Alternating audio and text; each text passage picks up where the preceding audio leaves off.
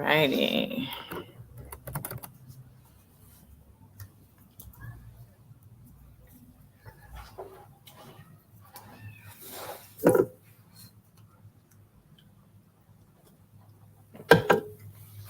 I'm waiting for everybody to come back or rejoin or pop in. Hey, I see 3 people in here. How's it going?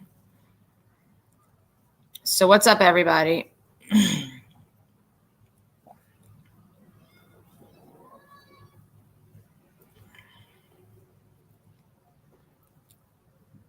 How's everyone doing today? Tell me about how your New Year's been going thus far. We have had a lot of interesting things going on here.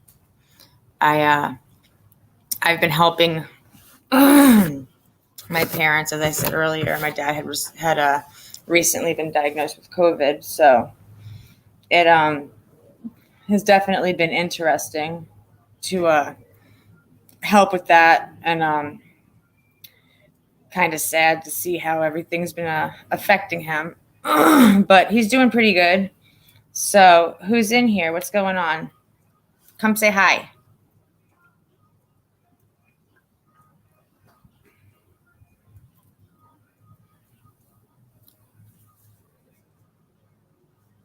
Okay, there it is. Cleaning and listening, freezing out in mass. How's the snow out there, Anne Marie?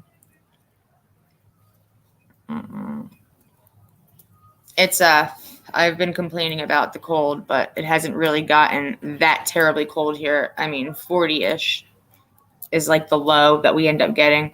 Hey, Stasia, you're back again. Yay. I've been freaking family with COVID. It's terrible. And my mom didn't call me the first day that my dad was like sick, because they don't want me to worry. So they called me after he received his results back and told me that he had COVID and that he's been doing all right. He's actually handling it really well. It's not affecting him that bad, but it still sucks because you still worry about it. You still have that thought in the back of your head, especially with my dad being 80. You worry that that the COVID's gonna take a wrong turn and whatnot. And so, yeah, that affects me a little bit. But like I said, my mom and dad always tell me like what they have to, when they have to. Usually I'm the last to find out because they know that my nerves will get the best of me. Kelly Sue, how's it going? Queenie, what's going on? Thank you, Free. I appreciate it. I've been really stressed over it. Queenie, better than below 40. You're right. When I lived up north, I hated those like negative 14-degree days or negative 20-degree days. It made me insane. Then you still have to shovel all that damn snow and ice, and you're still chopping wood because you don't want to run out and then not have your fireplace able to run. No snow, just 9-degree, but below. Wind chills below 5. Gosh, I hate that. Happy is eating a banana. Very nice. I had a Sprite and some cheese balls for breakfast. I know it's not the healthiest thing in the world, but it is what it is. The other day, I had my cheese balls on the table, and I went in the house, and Alice, the mom of the baby rabbits, decided she was going to knock the cheese ball container off of my table. And there were cheese balls all across my patio floor, my porch floor. And I came out and I saw 8 rabbits surrounding cheese balls, just munching away, having the time of their life. So they were extremely excited about the cheese balls. I, on the other hand, was not so impressed because I kind of live on cheese balls. Mostly unbiased COVID info. Talk is Omni is, yeah, that's what I heard. The Omicron is is definitely the most mild. You love the weather lately, Free? It hasn't been bad. It's been really nice. By 6 o'clock, I suppose it starts cooling down, and that's when I get my bathrobe or my hoodie on and hang out. No snow, and yeah, Kelly Sue, I know. Tell them that. A bunch of friggin' vultures. They surrounded that damn thing of cheese balls on the floor, that pile, and they were just not moving. I was trying to sweep it up, and then I'd have rabbits chasing the cheese balls as they rolled across the floor. It just wasn't the most fun. And then you're sweeping, and next thing you know, you're sweeping a rabbit because they have to always be in the way. They always chase my broom. Yes, LaDawn, I wanted to be able to come back on and hang out. I haven't been on in so long. There's just been so much going on that I've been busy. And then having to come home and then, pick up where you left off at home and get everything done, dinner made, chores done, laundry cleaned, because, God forbid anybody runs out of clothing in this house. So I would never hear the end of it. Rats, oh, rabbits. Yeah, they're like rats. I've missed you too, LaDawn. I've missed all of you guys. I've been wanting to come on. Finally, I have the chance today. My husband's taken our son to work, so I have time to BS with everybody for as long as we decided to hang out and be on. Your dad is 83. Oh, no. She lives assisted living. Oh, she has COPD, and that's going to be hard. How's her breathing going? That's scary. We know the story about bunnies. Bunnies are a pain in the neck. They're so cute. They're getting so big. Hold on. Let me grab one so you can see how they look today.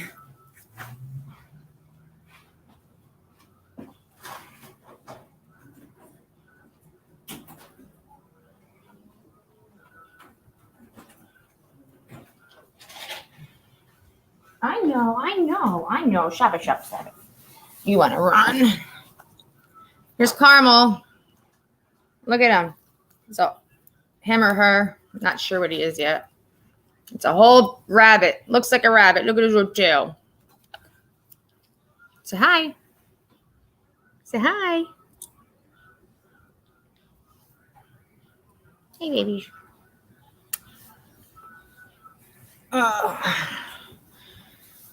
Your mom has COPD too. That's so hard.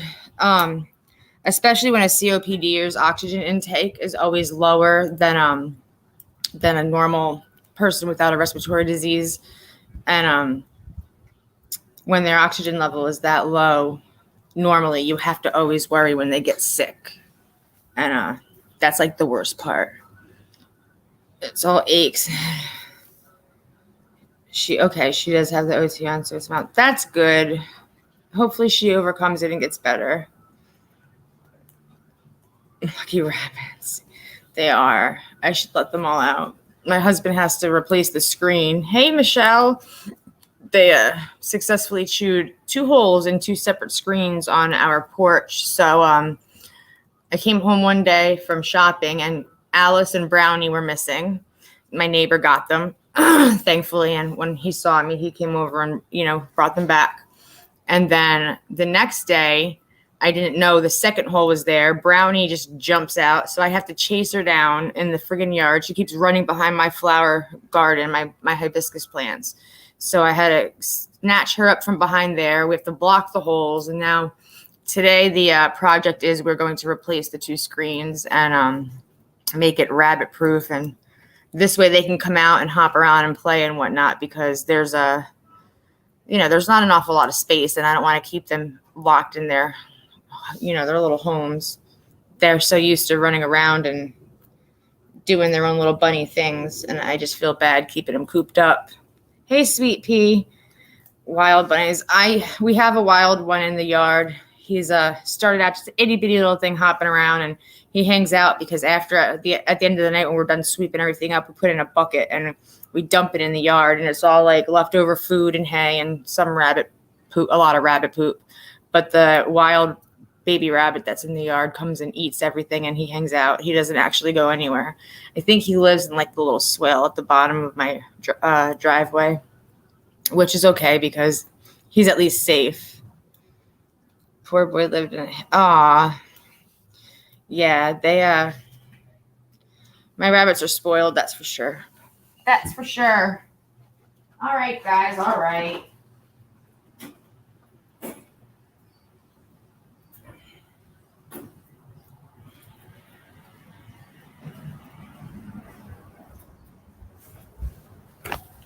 Here we go. This is Slim, my favorite. And this one doesn't have a name yet. But call him Clarabelle. Right, Clarabelle? But let me see. This one looks like a girl to me. I'm thinking this one's a girl, so Clarabelle fits. Let me see, Slim. Let me see your undercarriage. See, they all seem to be like girls right now. They don't have anything to prove otherwise. So, Alice, stop being a brat. So I have Slim Shady. That's his name. And then my little black one is Onyx, who I can't catch because he's all the way over there. The only one that I think that for a fact is a boy is Moo, the one that's white and black. But the rest, I can't tell if they're girls or not. They're supposed to, be developed enough that I should be able to see what they are at this point, but they're not trying to show me their goods yet. So we'll find out.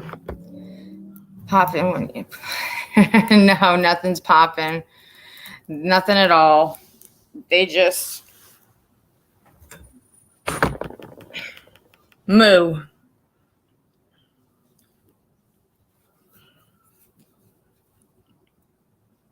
Yeah, stay still. I just want to see what you are. Yeah, this one's the only one that shows any evidence that he could be a boy.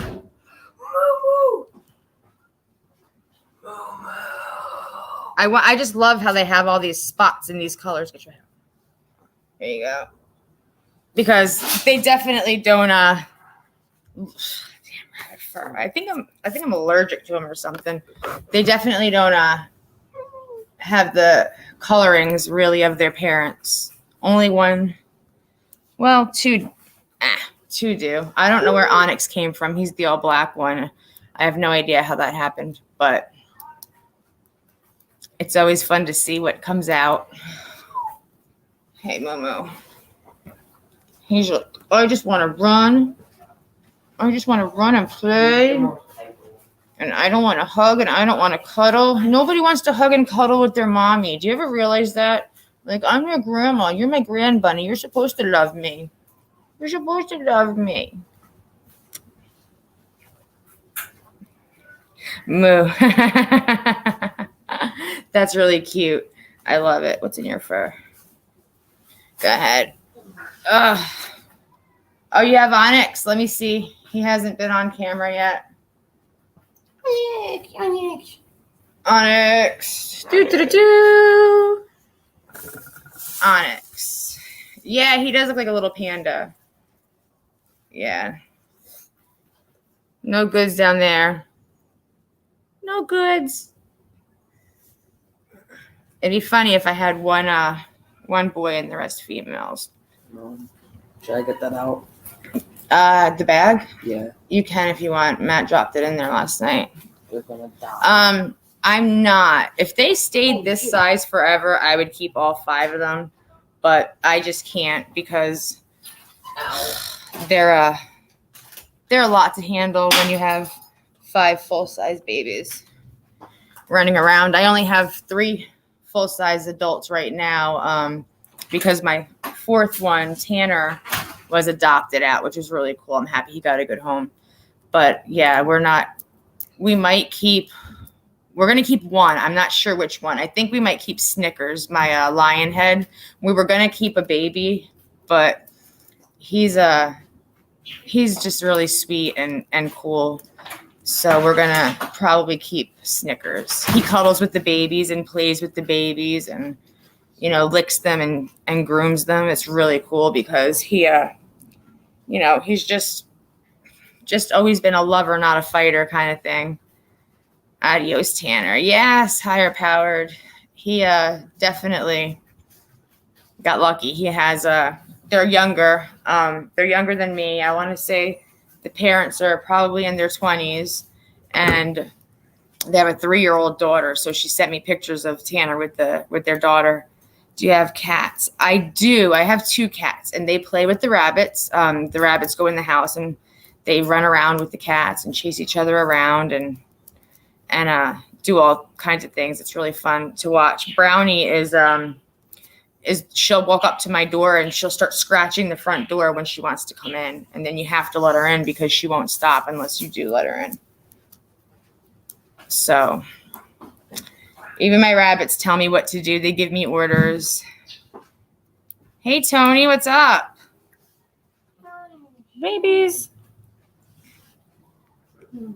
Snickers is in his hutch. He doesn't like to come out too often. He just wants to chill and be left alone. I think his mom, the mom of the babies goes in the hutch.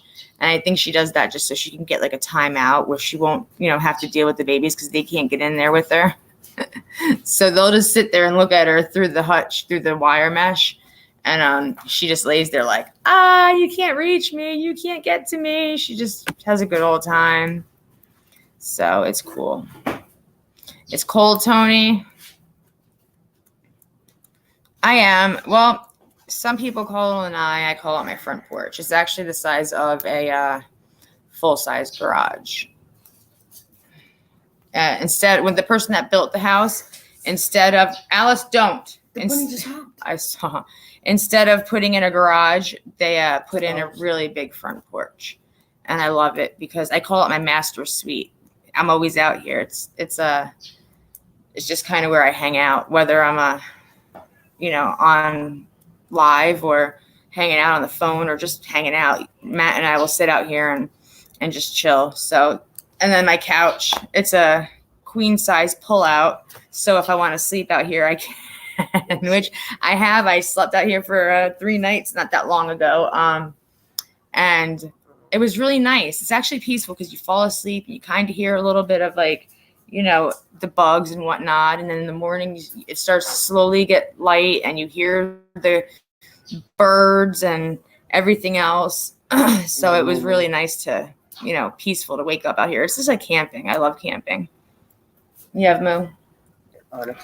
But some nights it gets really cold. I was going to say porch, but heard floor. Well, I don't know. Like I've always called it a screen house. It was always a screen house. And then we moved over here. Hey, Francesca, on the West Coast, everybody calls them lanais. And I'm just like, it's just a fancy word for a screen house. But this is my porch, my front porch. I'm not fancy. I don't have a lanai. Let's get the bunnies on TikTok. Do you want to be on TikTok? You want to be on TikTok? You want to be a dancing rabbit? Dancing rabbit. No, I thought about doing like a bunny Instagram, something like that, so that you can follow the progress and little videos about just the rabbits and whatnot. And then I just decided that I wasn't going to do that because I don't even keep up with everything that I do as far as Instagram and Twitter now for this channel. And then I'll have another page to follow and take up with, time with. As you come in, please hit the like. Thank you. Bunnies. Met 3 sides. How are you? Yes, bunnies. Lots and lots of bunnies. There's crazy cat women. Crazy cat lady. And the crazy rabbit lady. Yes, I do have a P.O. box. I did get one. Can you give me my purse, please, darling? Sweetheart, honey, love. It should be right there on the bench next to the door. How's it go? Vegas. How are you doing in Vegas? Everything good out there? Does it get cold in Vegas?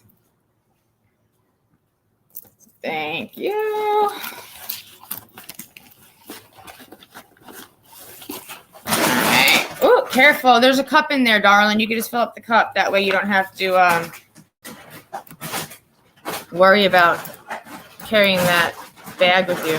Thank you. What you trying to do? Oh, that's taking off.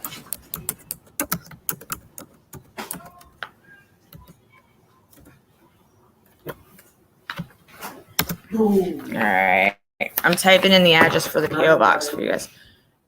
Who? Yeah, Brownie can go in. Just make sure the bedroom doors are shut. I don't want to chase her under the bed again. Yeah, don't let Onyx go in. The babies want to go in the damn house too. And What? I said, don't let Onyx in. The problem with letting the babies in the house is that they fit in much smaller spaces and are usually very hard to find when they don't want to be found. So we leave them outside on the porch.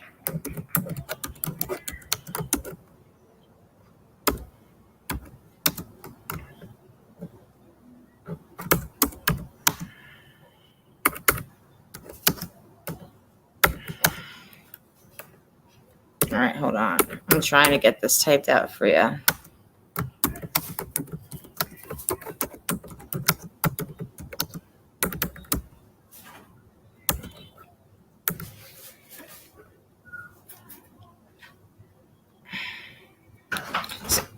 Anybody have any ridiculous songs stuck in your head lately? Because I have had an entire array of songs that I can't get out of my head, and it's just like one plays after the other over and over and over again.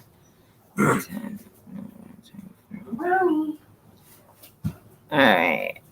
There is our P.O. box, which I will also put in. Hey, Hannah, how are you?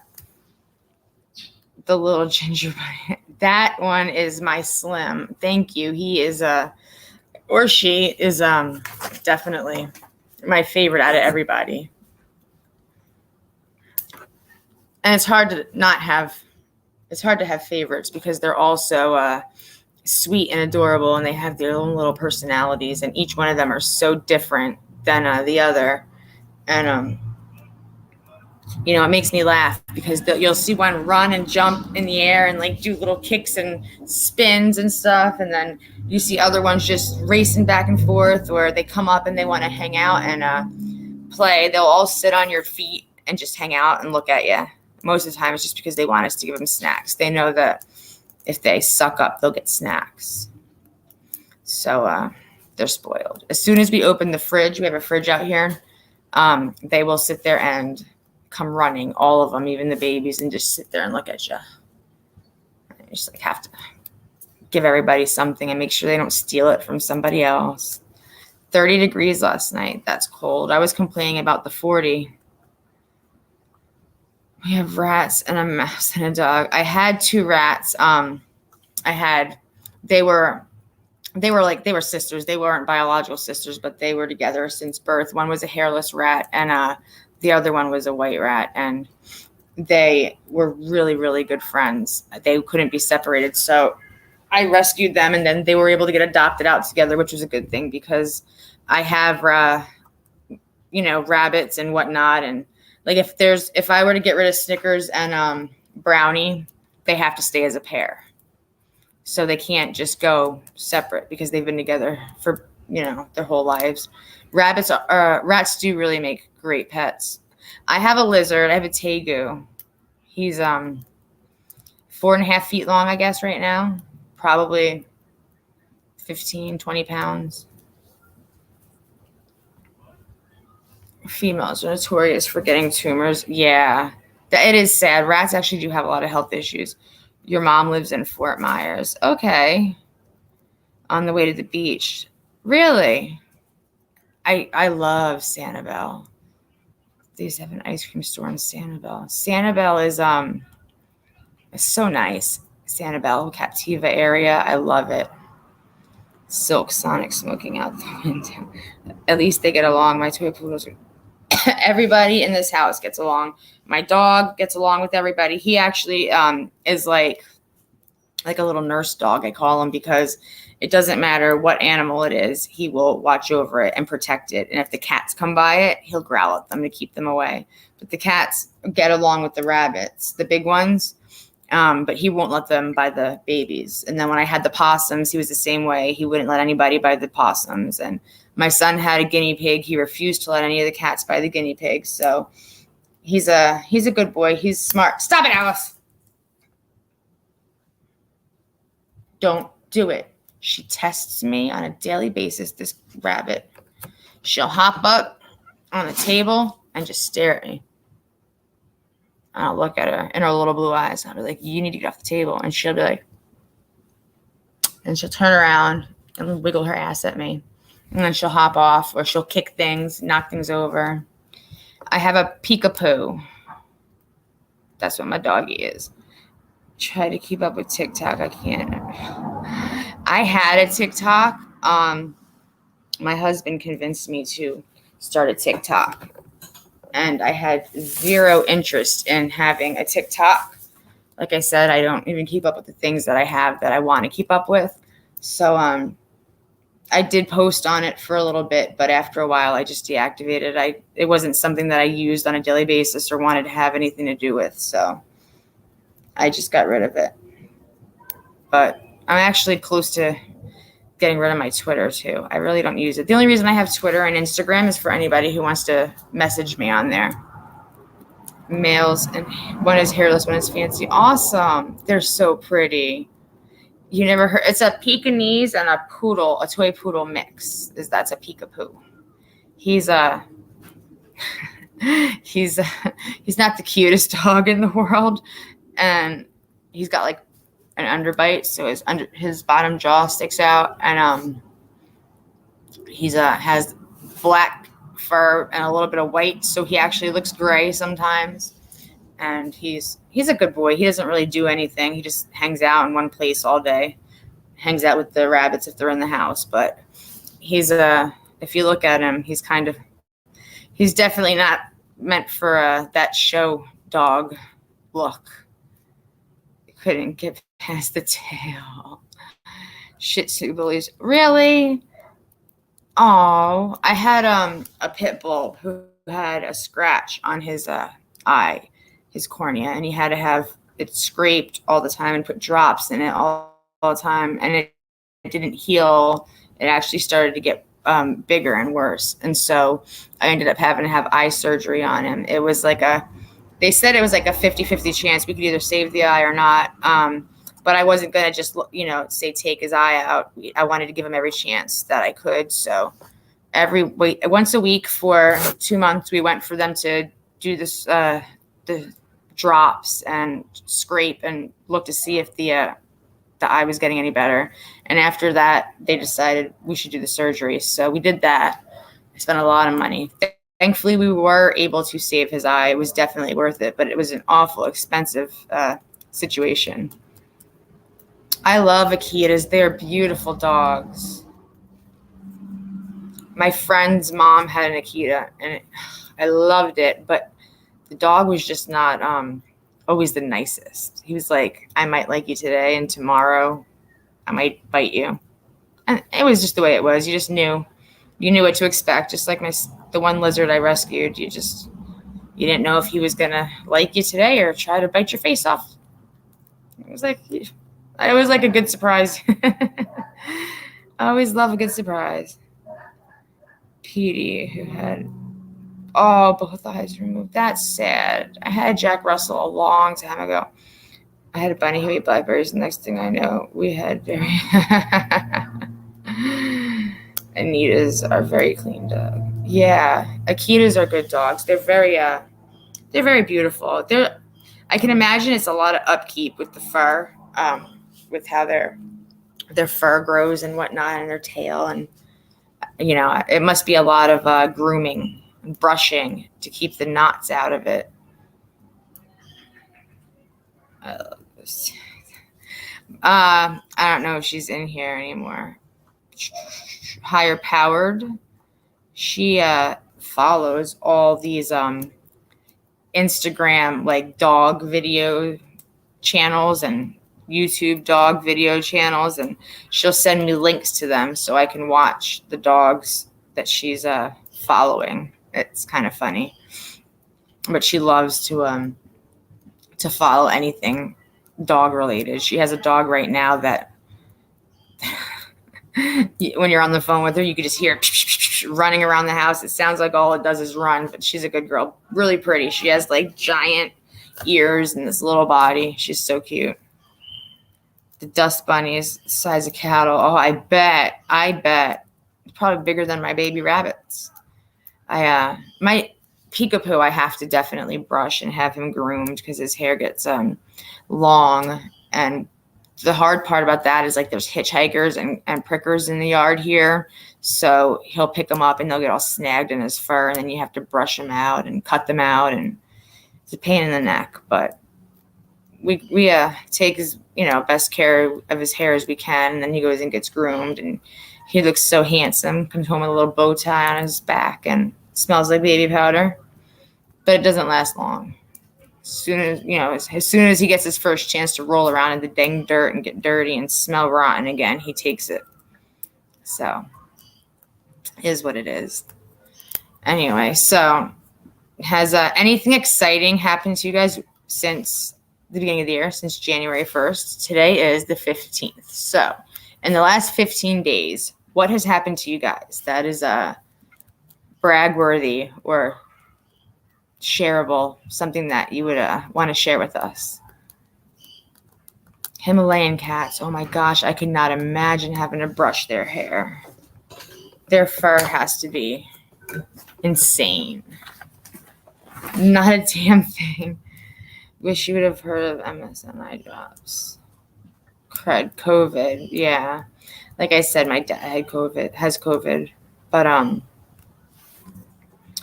thankfully I haven't caught it. $5,000 to $10,000 dogs to get through college. I worked pet store. Looking back, and I hate it. Really? So many needed adopted.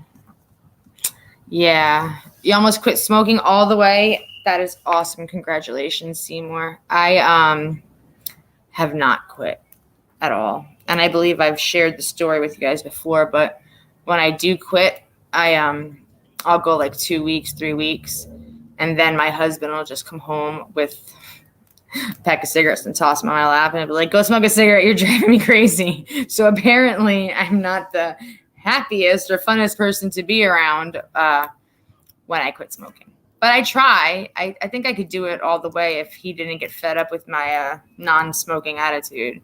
Lindsay, you have COVID? I'm sorry. That sucks. A lot of people are getting COVID. I have a good friend that's not in here, but her daughter had COVID, and now she has it, and she's really sick. Yeah, but that's awesome, Seymour, that you almost quit smoking all the way. That's great. Are you vaping or doing anything in the middle to help with smoking sensations, chewing gum, or using the patches? Border collies. They're beautiful. I had a border collie. I only had her. Her name was Christy. I had her for about 3 months, and I was young. And then my mom got rid of her because she was too hyper, and I was real little. I was like 5, 6-ish, and Christy would like run to play and knock me over and stuff. So my mom got rid of her. I came home, and when you're little, you just believe your parents. Like, hey, where's Christy? I don't know. Oh, okay. She didn't know. Then all of a sudden, I stopped thinking about Christy because nobody knew where she was. Nothing new so far other than dealing with my idiot husband who I'm divorcing. Thank God he's in Texas. All my exes live in Texas. Well, I do hope your divorce works out well for you. I know it's definitely not the best situation or the easiest situation to be in or deal with. So that kind of sucks. I'm sorry to hear that you're getting divorced. However, I do hope that you're happy and that everything's working out for you the way you want it to. Vaping, but you lost. Oh my gosh. All that stuff. That has to suck, your poor tongue. Yeah.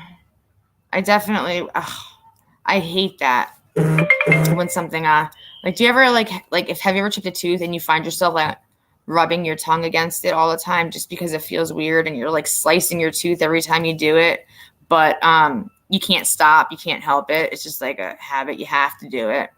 I hate when that happens. Then I end up with like a blister on my tongue, and there I'm like popping it with a pin because I'm not a normal person. We grew a bunch of oyster mushrooms. Wow. Do you have like a mushroom flower garden area? Girl, what's up, Camo? It was strong at first. I feel like I'm missing things. A lot of people do say vaping helps. I've never been a vapor. However, I have had friends that smoke like the fruity cotton candy, whatever flavored vapes. So occasionally I'll sit there and I'll be like, all right, let me hit it. And it tastes good. It's just, for some reason, vaping to me, even if it's a regular nicotine vape, it just doesn't have the same satisfying feeling. I definitely leave that situation very unsatisfied. Quit cigs now. I vape menthol. Okay. Camo, I'm good. How are you? I have been crazy, out of sight from everybody, just like losing my mind. Hey, Jem, how are ya? See, I'm glad everybody came in. Got to get a strong one. See, that's like hit or miss. Like, I can smoke my cigarettes. I used to smoke Newports all the time, and then there was this time where I started having really bad lung pains and was actually able to cough and spit up blood, which is so attractive. Absolutely attractive. You want to pick up a dude, just let blood splatter. They all come running. No, but I did quit smoking my menthol because of that, and now I just smoke the cheap 305s, full flavor 100s. Massachusetts banned menthol? I'm gonna end up losing my eye. I can't understand how they could ban menthol. That's weird. I mean, like, I understand that it's completely 100% not healthy for you. It's worse than a regular cigarette, but I mean, to ban it completely, that's kind of crazy. I never heard about that. I mean, hey, thanks for telling me. Now I know. How much are cigarettes? Well, mine, because I'm cheap, are like $5 a pack. Newports are about $6.50, $7.50-ish a pack. I know people up north that they complain that their cigarettes are like $13 a pack. That's absurd. Chasing the Truth was big mad. What happened with Chasing the Truth? What did I miss? I like the NXTs. What happened with Chasing Truth? You're a minor Camel Blues. Really? I first started smoking. I was really young. I was in the 5th grade. Hey, Kiki. My friend's mom used to smoke Camel unfiltered cigarettes. So my first cigarettes that I ever smoked were the non-filtered Camels in the 5th grade. Over Massachusetts, but I just can't believe that they can block a brand of cigarettes or a type menthol. That's kind of weird, but whatever. Hey, so how are you, Kiki? What's going on? How is everybody? Leslie Scott, what's up? How are you? I'm not sure what the hell we're doing today. Matt decided that he wants to try to run to the beach one of these days, but I don't think it's really beach weather. You're gonna laugh at me, but it's 75 degrees out here, and I remember when I lived up north and I'd come to Florida. It didn't matter what month it was. It could be December, January, February. It didn't matter if it was 60 or 70 degrees. I just came from like negative temperatures up to my boobs in snow. I was swimming. I had a great time. Went to the beach, everything.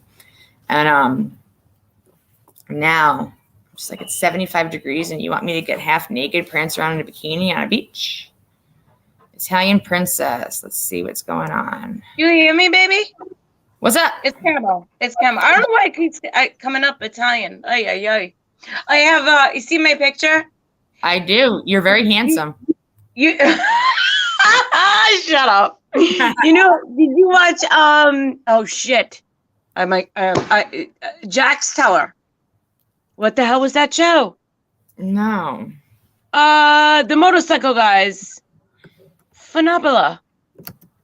Why can't I think of this? Anybody in the chat with Jax Teller, the motorcycle show every week? Oh yeah, Jesus, Sons of Anarchy. I'm sitting here telling Sons you of no. Anarchy. I've watched the entire series 3 times. I'm like, where the hell's Me my too, right? But I'm blank right now. Yeah, that was my my next ex-husband to be. Noel, you know what I mean? So I put him up there. That's awesome. I used to tell everybody he was going to be my future ex-old man. In fact, my cat is his name is Jax. Jax. And I love that name. Jax. My Jax. And then my son is like, I named him Jax. And my kids Aw. You drinking ginger ale? Sprite. Sprite. You name all the animals. You name all the animals. Blah, blah, blah. It's not fair. I'm just like, well, sorry. I'm like, well, I named him Jax. And my son was like, that's great. I'm like, why? What's so great about, the fact that I named my cat Jackson? And he's like, because his middle name or his last name could be Briggs after the Mortal Kombat character. So now Jax is now Jackson Briggs. So he's half Sons of Anarchy, half Mortal Kombat. But that's so cute. Oh my God, that's so cute. I love it. I love when people give their dogs or any animal like human names. I love that. Yeah. Adorable. Because they are humans. I'm not original when it comes to names. Like I had a python. I named him Jake after the old school wrestler, Jake the Snake. Oh, yes. Jake the Snake Warrior, girl. Jake. Jake the Snake. And the only person that caught on was my brother because him and I are very much alike. And he's like, "What's his name?" I said, "Jake." And he looked at me. He's like, "Jake the Snake." Really? I love it though. Back up off me, girl. That's one creature that I am so fearful of is snakes. Aw, I love that python with you though. It no bites or anything. No, he was fine. I mean, my son. What happened? My phone died. No! I hear you. My son used to and I'm talking to my girl. I can go for bike rides with them. Are you gone? You had 5 ferrets. Aw, you named them all Elizabeth. My son had I got him a fancy goldfish, the ones with the buggy eyes and the fantails. And he named it Steve. And then Steve died, and we got another one because he wanted the same type of fish. And it didn't matter if it was white or gold or black or whatever. He named them all Steve. So every fancy tail goldfish we had was named Steve.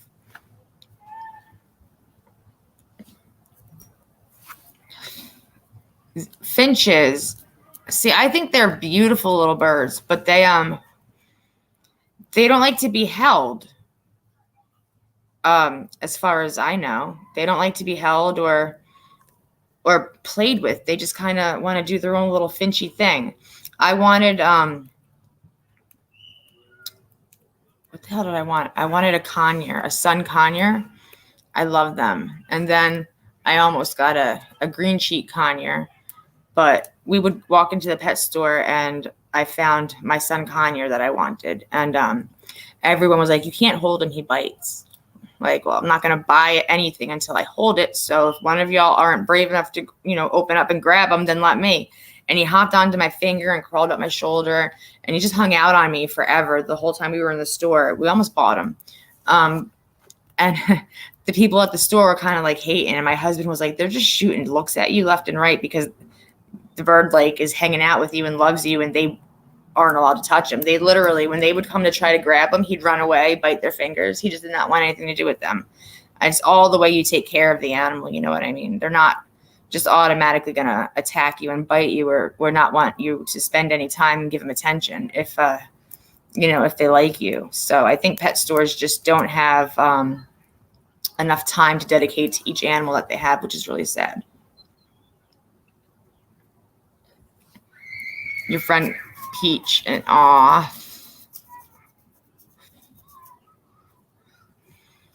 it's my energy. I think that's why all the freaking animals end up in my yard. Like, out of the blue, all these domestic rabbits were released. And I mean, within 2 months, I think I found between like 10 and 15 domestic rabbits. I caught them.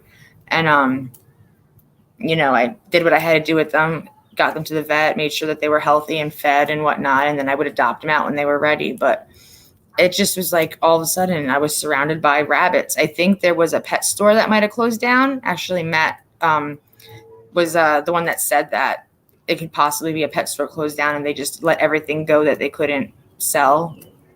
I don't know. It was just really odd that out of the blue, all of these friggin' rabbits from my yard. And then the next day I turn around and there's a hedgehog in the yard. So they all just always show up. A lot of workers are underexperienced. Yeah, you're right, Seymour. They won't. I've gone in to buy tarantulas because, hey, Donald, I love tarantulas, and I'd be like, okay, well, can I hold them? And the guy would just be like, I'm not taking them out. Really, bro? Open it up, grab the freaking spider, and I'm holding it. And, he's a good sized spider, and he's like, he's never been handled. Well, you guys should probably start handling him so that he's able to be handled when he's sold. But it's actually happened multiple times that I've gone into pet stores and, nobody wants to touch the tarantulas. Or you go in and you want to, like, grab a rat and somebody's, like, yeah, we're not grabbing the rat. Well, who's going to grab the rat? I need a rat. So I'd have to grab it. Your phone died. That sucks. I know you were there and then you were gone. That's pretty cool that your finches are friendly and let you like play with them and hang out with them. I think that I think they're awesome little birds. I don't like when you have an animal that just doesn't want to be bothered. And I've never had a finch. I've never had experience with any finch that actually wanted to be held and bothered. They always just want to be left alone. Yeah, my hedgehog is awesome. His name is Spike. He's supposed to be adopted out here to one of our friends soon. Is that going? What?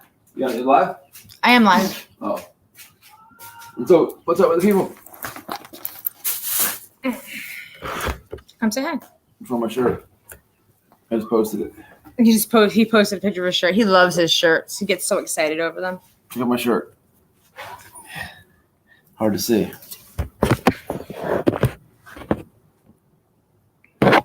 Thank you, Pookie Pie. Have an awesome Saturday. You too. Thank you so much. I appreciate it. I'm happy about it. He's happy about his shirt. He gets happy about all his shirts, though. He gets super excited. Nice. Hello again, Matt. I've been an RN for 40 years. What's happy, LaDon? What's going on, happy, LaDon? What's up, Donald Duck? I seen a video you did, Donald Duck. You did a pretty good video. I didn't know you had a channel. I shared one of her videos. And that's where I saw it. Yeah, matter of fact, yeah. That's what I do, Donald. I rescue a lot of whenever I go for an actual pet, when I actually want to buy a pet and don't have to actually find it in my yard or rescue it from somebody else, I'll go to a kill shelter and rescue. And I used to work for a dog rescue up north, and I only focused on pit bulls. So anytime there were pit bulls that needed to get taken in or transferred from one place to another, I'd meet them at the bus, and I'd have, sometimes I'd have 5 or 6 pit bulls running around my house at a time, taking them to adoption events every Saturday. and just doing, what I have to do to get them adopted out.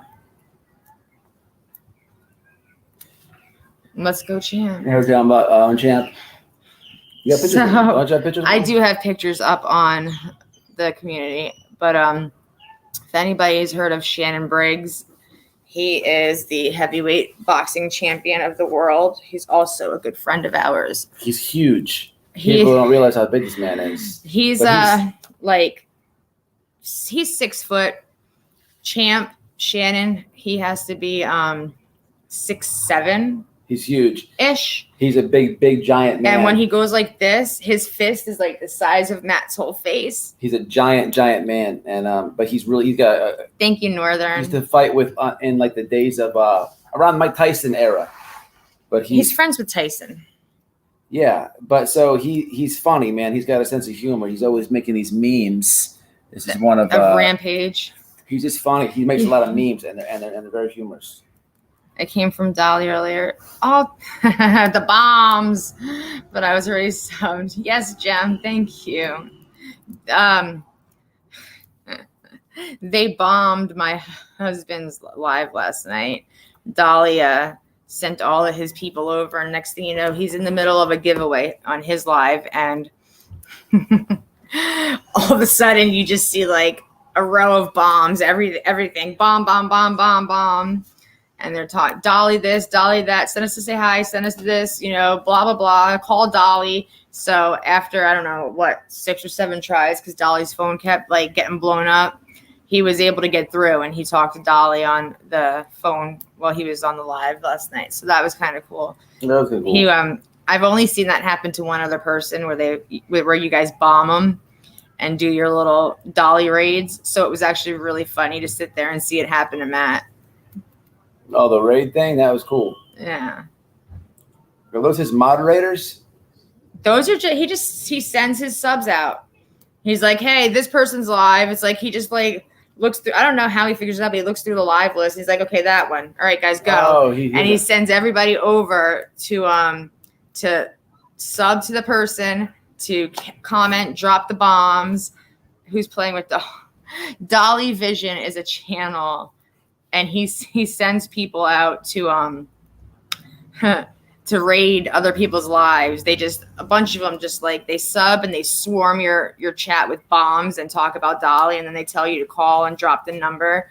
And I guess Dolly Vision has like a call-in channel where he'll take like 200 calls a night, they said.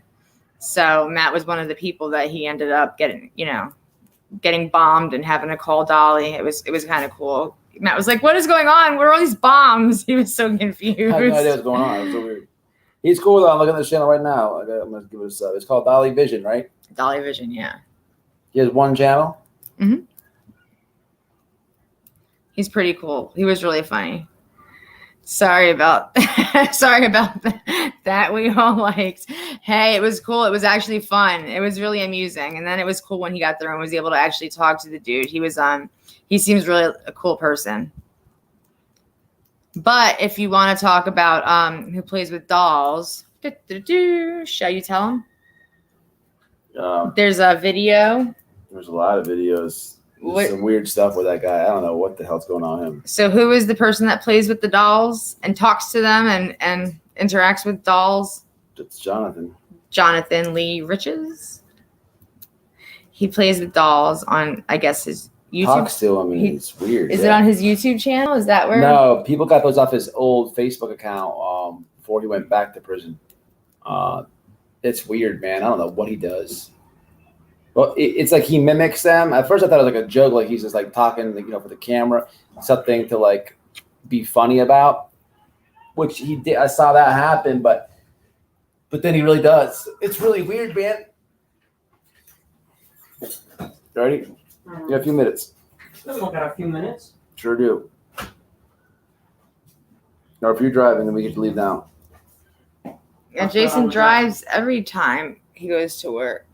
All right, let me get my Oh shoot! It was when he went to the Adam Lonzo play. Yeah, the Adam. What was that you were talking about? He lied and said that he was Jonathan Lonzo trying to.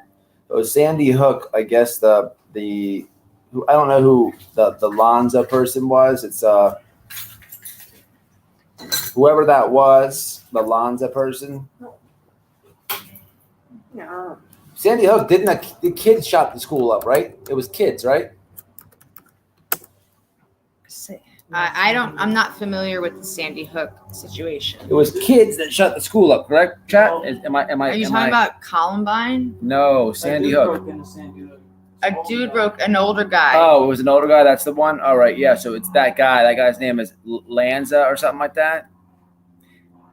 Adam Lanza. Yeah. Okay. All right. Happy. Adam Lanza. Okay. Yeah. So, yeah. Okay. So he pretends to be his I don't know if it's uncle or friend. Uncle. Seymour. Yeah. And then it's just really weird, man. That's the thing where he got real obsessive and then was scamming for his mail and the meat. Oh, was that the person he changed his mailing address to his? Yes. Okay. And so he got all obsessive. What it is I found out about him, Jonathan, because people want to ask about him.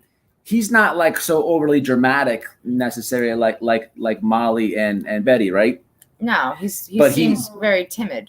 Yeah, but babe, he's really like on like some compulsive like obsessed type of stuff, man. I'm telling you, we may not have seen it out there, but remember the brainstorming and all that. It's coming from this this complex compulsed like obsessed person, and then that's where the brainstorm was coming into play. But if you really look into it, it gets weird. Like he gets like all like it's not normal behavior, man. It's not. Maybe that's how he figures out his plans for the day. He goes home and sits with his dolls and has conversations and you gotta look into it. Writes a list of things to do down. Him and his dolls. Well, I'll say this, man. You do get obsessed when you're out there. People don't realize it. It's overwhelming, But if you don't know how to control those type of come on, when we went out to Laundry House, tell me that wasn't like addicting. That wasn't very it consumed you. Absolutely. But if you had compulsive behavior and you were obsessive, imagine it then, right? Yeah. It would feed into that type of behavior, right? Right. He said that he was.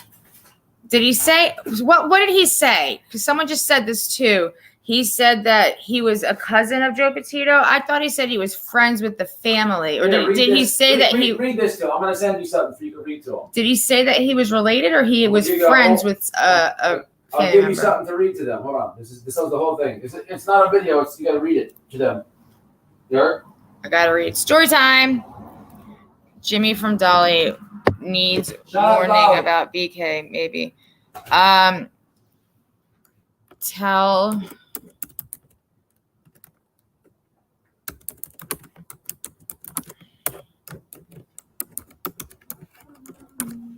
Tell Dolly to email me or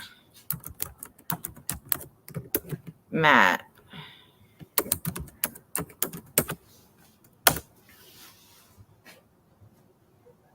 Yeah, he spelled it right. All right, he's coming. Just let him drive, I guess. I kind of understand him to a degree, but my brain isn't quite. Who is the kitty again? I heard him say he was. I remember him saying something along the lines of. Yeah, read that, man. I'll send it to you. Like being involved with the family in one way or another, but I can't honestly tell you if what he said because I don't remember. I have to read this to you. Oh my God. This is a lot to read, Matthew. Okay, so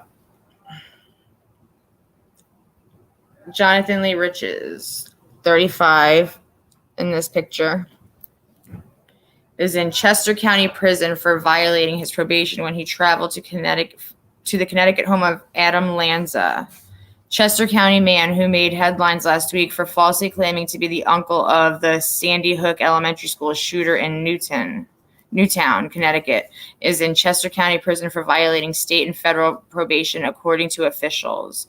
Jonathan Lee Riches, 35, of West Goshen, spent in the cage. All right. Okay. My car. All right, did you read it? Did you read it to him? I'm trying to. Oh, sorry. You're okay. I'll see y'all later, chat. All right. What did it say? Where the hell was I? Spent the last decade in federal prison for wire fraud and related offenses. He returned home earlier this year on supervised release and re-entered the local probation system to address violations predating his federal incarceration, according to officials familiar with his case. On December 17th, Riches posted a video on YouTube depicting his trip to Newtown 3 days after the shooting that left 20 first graders and 6 staff members dead. Those poor babies. At the Sandy Hook Elementary School. In the video, Riches' team attempted to reach the home of gunman Adam Lanza, but is prevented by a police blockade. The video also shows Riches speaking to dolls with the faces of Adam Lanza and his brother Ryan attached. Early in the video, Riches refers to the dolls as his friends, Ryan and Adam Lanza.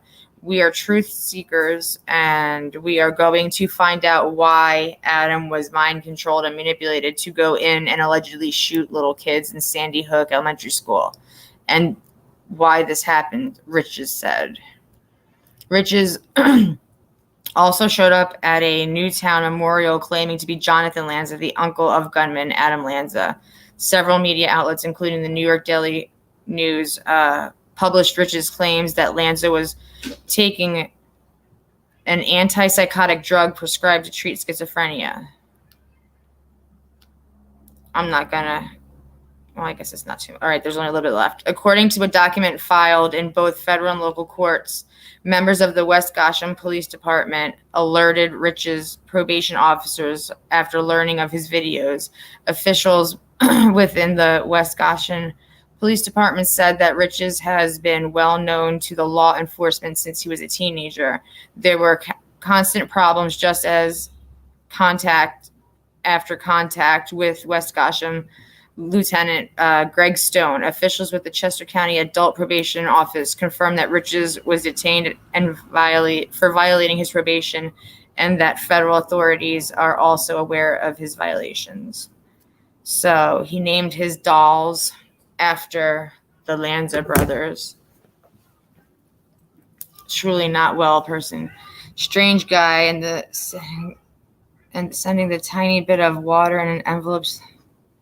Flintstone was out of order. JR had some clear mental issues. Yeah. I really thought that he was just really like quiet and sheltered, very reserved and just, protective kind of himself, as far as he didn't want like his information being out there, because he'd said he'd been doxxed, by Antifa. And he just seemed like he was very trying to be very protective of himself and his life and his, privacy. So I just took it for, face value. I actually didn't know much about him until a lot of y'all out there started commenting, watch out for him, JLR, this and that. And so then I started looking into him, because I've only ever met him, the one time when we went out to the laundry house, and then we all were out there every day, Andra and Jonathan and Matt and I. And so we only went by what we were seeing and how we got to know them as the people that they were there. So when we started looking into everything else, after all the warnings came through, it was just kind of shocking, I guess. I didn't learn about the dolls or the Jonathan Lanza thing until last night when Matt was reading it. But I had known about his thrill for suing people. Just be glad you're out of that crew. I am out of that crew. I'm happy about it. Thank you, Happy. He tosses himself in the middle of everything. Yes. That's how it seems. He likes to be in the center of everything. 2 million followers on Facebook. That's insane. I know that he started using his YouTube. I know that he's big on Twitter. I don't know how many followers they all have, but it is what it is. I mean, I think more people follow them because they know they're going to get information from them, because like I said, he is extremely intelligent. Thank you, Camo. And he does have a lot of good ideas, and he figures a lot of things out. But they do end up having these weird plans, like they just set things up to make it seem like an accident, but they just luckily happen to walk into a situation where they're, in the right place at the right time kind of thing. And I always told Matt there was just something funny about it. It was something odd. It was off. It was just not normal. Why are we out there every day, and the day we don't go, they end up getting an interview with Cassie Laundry and then selling it to News Nation? Or how is it that the day we don't go, they end up being out there at Cassie Laundry's house when Dog the Bounty Hunter showed up? And that was after they had already promised Cassie they wouldn't come back to their house at all and wouldn't bother them anymore. Now we end up finding out that they show up at the house just in time to sit there and get, an interview or half of an interview, a little talking to Dog the Bounty Hunter, which was odd. I'm like, once again, it's the second time something's happened where they just happened to be at the right place at the right time. And I know Andra was talking about waiting for a call from TMZ one day. So I think that they were just kind of like all set in the right place at the right time to, do these things. And then, of course, everybody knows we were all out there looking at the area that Brian's bones were found and his belongings. And then the next day, Olivia found the water bottle that they claimed to be they claimed to be the exact water bottle that was kept in Gabby's possession in her van, and then it just happens to show up at that area where we were looking for the bones and whatnot, just walking around trying to see what was going on. And then the next day is when they find the water bottle, and then the police said, there's no sun damage to the water bottle, there's no fading, there's no dirt, there's no divot where it was laying, because like with rain and whatnot, anything that lays on the ground enough, you're going to have like a little mark in the ground, dead dirt, the dirt and the dead grass under it, or like dirt and water rings inside of it. So they pretty much turned around and told them, the cops did, that it was planted, which actually, I don't know how many of y'all were watching Marissa's live that one night that Olivia was on the phone on speakerphone, and Marissa had asked her, what did the police say about the water bottle? And Olivia said the police said it was planted and it wasn't real, and they weren't going to take it as evidence. So they were going to, the cops apparently were just going to discard it, and Andra said that they were going to take it and give it to the Petito family. So I kind of feel like that was wrong. She, knowing that it was a planted water bottle by them, and then, saying, hey, I have your daughter's water bottle. We found it. The police won't take it for evidence. Do you guys want it? I mean, they returned a water bottle to the family that wasn't even hers. That's kind of rotten if you ask me. But I mean, then again, I really have no idea if the family even took it from her or not. So at this point, you can't really believe everything they tell you, which unfortunately we learned the hard way. 8 to 12 inches of snow. Oh, God. Betty is a convicted felon with 42 charges. We call her the bullhorn stranger now, since she's tried to the bullhorn strangler. She tried to strangle her ex-husband. I heard she tried to strangle quite a few people, but I don't really know if that, I don't know if that's true or not. I'd have to actually look over her charges. I know Burnt Toast did something where she read all the charges that she has. If I'm not mistaken, she was charged with something as recent as like last year, like 2021. She has had a charge, but she has a lot of drug charges too, which I was unaware of. Yes, public records. You woke up to Molly. She's a horrible. She is terrible. I I told Matt from the beginning, and I started looking her up that night that we first met her. And then I looked into her a little more. And then I'm like, you know what? Screw it. You know, she seems like an okay person, right? So, you know, we hung out. We did what we had to do. We stayed in contact. We were on YouTube together talking, you know, on lives and texting and calling. And she seemed all right. But I told Matt, I'm like, look, I'm getting too many warnings from too many people saying the same thing or different stories. And I told him, I'm like, you know, 15, 20 people are telling me stories about this one person. I said, they all cannot be wrong. They can't all be lying. Something has to be true. So I slowly started to like stop showing up, or I'd like stop in her chat once in a while to say, hey, what's going on? Just to sit there and, you know, keep the peace and, you know, not completely just shun her. But I slowly like backed away from her. And Matt kept telling me that I was wrong and, you know, not really like defending her against me as far as like taking her side, but telling me that like I was looking or thinking too much into it. And like, you don't understand. And that would piss me off. Cause like, just stop with the nonsense. Believe me. Like, when am I wrong? I'm not always right. But you know, when I am talking about something I know about, like, it annoys me if he doesn't believe me. And I had put enough time into research and checking things out that I knew that these things were true. And then I started looking for videos and looking up whatever I could and finding all this wonderful stuff out about her. And she definitely is not a person I'd like to associate with. So then Matt figured it out. I guess he started seeing it a little bit before the incident with everybody happened in Tennessee with us. But he didn't really see it until after all the bullshit started happening. And he had to like really experience it himself. And that's when he started understanding and realizing that, you know, it's true what I was telling him. And, you know, the things that we were being told about him or about her, you know, were absolutely on point. So sometimes he learns the hard way. It is what it is. License plates and t-shirts. Not everyone can be wrong. Molly lies about everything. That's what I said. Like, how many people are going to tell me, you know, about one person?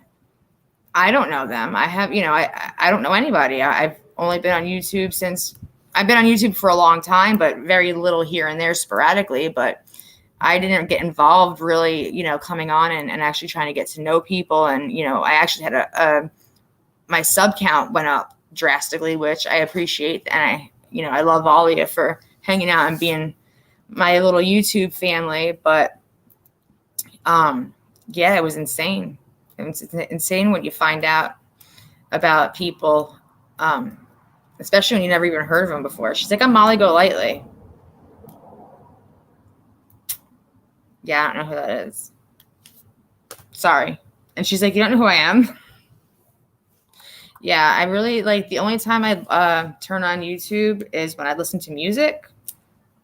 And unless you're in one of the groups that I listen to, I have no idea who the hell you are, pretty much. Found Molly from Diane's channel. I don't know who Diane is. Laura perplexed before Molly. I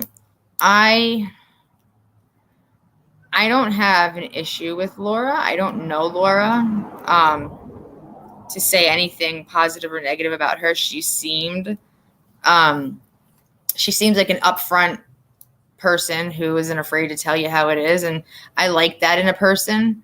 And then Marissa, I had asked her, I'm like, what's up with you and Laura? I'm like, I said, you guys seem like frenemies more than friends. And she was like, yeah, that's pretty much it. She's like, we always were at each other's throats, you know, going back and forth, fighting. And then we just pretty much decided to make up and become friends.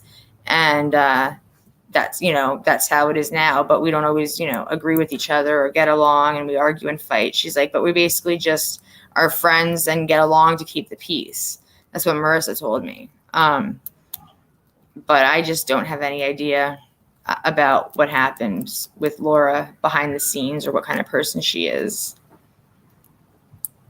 Laura and I fight a lot, but I could call her right now and she would do everything in her power to help me. See, she seems like a genuine person, and she seems very to the point, kind of, you know, like I'm very to the point and I'm very blunt. and I'll tell you whatever. If you ask me like what I think about something or in my opinion, I'm going to tell you, and I'm not going to sugarcoat it. It is what it is. You just have to like it or hate it. That's why I don't really have any actual like in-person friends, because people don't like that. They don't want the blunt truth. They want you to sugarcoat stuff. And that's kind of how Laura seems to me. So it's kind of mind-boggling to understand why her and Marissa are as close as I was assuming they are. Whether they're that close or not, I have no idea. But yeah, like I said, I have nothing against her. I just don't know her. But when somebody's so close to Marissa, it kind of makes you not want to try to really get to know that person. And then, after a while, Laura apparently was watching my live, not saying anything, and then turns around and makes, videos talking crap about my live, which actually was funny. I didn't watch her live, but I had like 4 or 5 people come back and tell me all about it, and it just made me laugh. It's like, hey, I'll drop the link. Come up here and tell me what you're thinking. You don't have to hide behind the shadows, and not say anything. Just be a little stalker and go make your own video afterwards. Because 1, I'm not going to watch it. I'm not that interested in hearing about what you got to say. 2, if you have something to say, be a woman and put your big girl pants on. I'll drop the link and you can come talk to me. I never tell anybody they can't come up here and tell me what they think. When was that? I guess about a month ago, and maybe a little bit long. How long has it been? Like a month and a half since all this nonsense been happening. So yeah, I've even texted Marissa while I was live, like, hey, drop the link. Come on. She won't come on. Laura never came on. I, on more than one occasion, have sat here and said to all of your, Marissa spies that are in here, because there's 45 people in here right now. So I'll say it again. Any of y'all in here spying, gathering information, you know what? Why don't ya click the link and be a big girl or a big boy and come tell me how horrible I am as a person? I'm not afraid of you. You sure shit shouldn't be afraid of me. Laura said Molly has him. See, I don't know if they are friends or fighting right now or any of that. I have no idea. I was told that they were all supposed to go to Tennessee together to celebrate Laura's birthday, and then I told Laura wasn't going. Then I was told Laura did go, but I wasn't watching. I was just following, what people were telling me. So she will even say in lives that I'm her worst critic. I say how I feel based on right now. That's how it should be. Nobody should lie. Everybody should sit there and say what it is. That's what I do. Are they fighting? See, I thought they were over it. But like I said, I only find out when people send me messages and they want to tell me what's going on or keep me up to date. But I read what I'm told, and, it is what it is. I don't go researching and seeking out the truth because of curiosity or watching videos.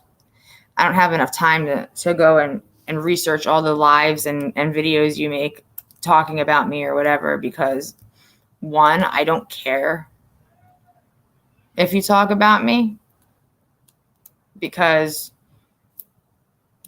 if that's your way of being a big, bad, tough person, you have to go and make a video, but you can't jump on and click a link, then that just shows me that you're a coward. And I don't care how big and bad you want to act and seem on your own videos. You're just a chicken shit coward. They're always fighting. It's part of their... Hey, you know what? It is what it is. I don't know. If they're always fighting, like... I understand having like a good friend that you like, really like a best friend that you love and are with all the time. Like I have a friend that I talked to today, and I've been her friend since the 6th grade. And we don't always get along. We'll end up taking breaks from each other where we won't talk or text for like a month or 2 at a time, sometimes 6 months or a year. Like we just take a break, and then all of a sudden we just reconnect again, or one of us texts the other, and how's it going? Or something happens in the family, like I'll text her and say so and so passed away, or this happened to so and so, or she'll text me and tell me about something that happened. So, and then we reconnect again. But I mean, you know, that's just like normal with friends, you know, that's not insanity, like back and forth. I love you, I hate you, please don't leave me nonsense that you get on YouTube. So you've been there through it all, but you've been 100% true to yourself, and I respect that. That was a good comment, Liz. Laura did her own thing, and Molly was nasty to her, and Molly lies and believes lies. Yeah, no, Laura, done with that. It's just too much. And to be honest, like, okay, like Lindsay Noel, like her and I talk in chat. We also will message back and forth on like Insta or Twitter or whatever, email. I like her. I think she likes me. You know, we get along really well and we talk. But if her and I had a falling out, my first thing that I'm going to do is contact her privately and talk to her as like a woman to woman type of thing. And I love you. I like you too, Lindsay. And I'm just going to be like, hey, I want to know the truth about this, or I need to know about that, or whatever. And, you know, I would expect her to, you know, talk to me, and we're either going to figure it out, patch it up, or we're just going to, you know, decide that, okay, well, sorry you feel that way. It's been great knowing you. See you around. You know what I mean? I'm not going to turn around and make a video about Lindsay. Oh, she pissed me off because something this, something that, blah, blah, blah. Like, no, I'm going to respect her enough as a person to sit there and talk to her and hash it out. I mean, there's people in here that I've done that with. One, for instance, is Zam. Someone told me something about her, so I emailed her, and we were talking, and, you know, she explained what it was, and I got nothing against her. I don't care. Someone else messaged me and was like, hey, listen, I know I'm your mod, but when Andra started her channel, she had asked me, you know, who are good mods, and I suggested like 3 or 4 people, and she modded them up, and she's like, I just want you to know that I am her mod, and I understand if you want to take my wrench away because, you know, you guys are on opposite ends. I'm like, no, I don't care. I'm like, first of all, I suggested she mod you up. I'm like, the only thing I ask is that you stick to yourself, be who you are, that you don't, you know, play both sides of the fence. You don't run your mouth here, you don't run your mouth there. You know, you just keep it casual. You could be her friend and her mod, and my friend and my mod, and not get involved in the shit talk. Like, and, you know, at the end of the day, if you're going to stay being her mod, do it because you want to do it, and you have good intentions, and make sure that whatever decision you make as far as being my mod or her mod, it's what you really want, and it sits good in your heart and you feel good about it. And that's what I said. Well, I'm not going to unmod you because you're modded, you know, by her. What's that matter to me? I don't care. Just be real. Be a real person. You know what I mean? We don't block here. Freedom of speech. No, we don't block. Sometimes I block. After there's enough shit talking going back and forth between me and someone, they don't click the link. Sometimes I'll boot them out. Most of the time, I just time them out a couple times. That way they have to sit there and not be able to type, but they can still listen. That irks people. Hey, Jacob, how are you? I messaged Ellen in private. Said you get blocked everywhere. I like streams like this. I don't like. Thanks, Seymour. It sucks that like the blocking thing is stupid. I don't really care if someone blocks me. And like I have blocked a couple people because of the complete rude and ignorance that followed the mess with Marissa's crap where Matt called her out. I told him, I'm like, I really don't want to deal with this. I don't want to deal with the drama. I don't want to deal with the aggravation and the nonsense and the backlash. You know, you really should think about if you want to do this or not. And if if you're going to do it, I back you up. And sorry, I'm looking for a rabbit. Like, you know, I back you up and I, you know, I'll be there and say whatever, you know, I'm not going to lie. I'm going to tell the truth and it is what it is. But if it were up to me, I would just let it go because I don't want to deal with the aggravation and the drama. But lo and behold, Matt decided to say what he had to say. So, hey, that's fine. I'm his right-hand man. You know what I mean? If he's going in, I'm going in too. How's your husband? Oh, Jacob, good. He's good. He just brought our son to work, and he's going to come back, and we have a little project to do today, which I'm not sure is going to actually get done. I hope it does, though. Other than that, everything's good. Year's been good. Can't complain. I mean, I can, but everybody can complain about something, right? Driving but listening. Happy to see your face. Thank you, Camo. I love you. If people acted right and communicated, there would not be a need to block. Some days people can't. You're right. That nobody can take constructive criticism. I mean, for God's sakes, God forbid I actually told you what I thought about something and explained my reasoning behind it, and you didn't get offended. What happened to people? I mean, I remember being able to go to a freaking bar and come out in the freaking parking lot and have a bar fight, completely throw hands, and then walk in laughing and buy each other a fucking beer. Do you remember those days? Does anybody remember days like that? Or days where like, okay, you done pissed me off. Let's meet me at the park after school. Like, okay.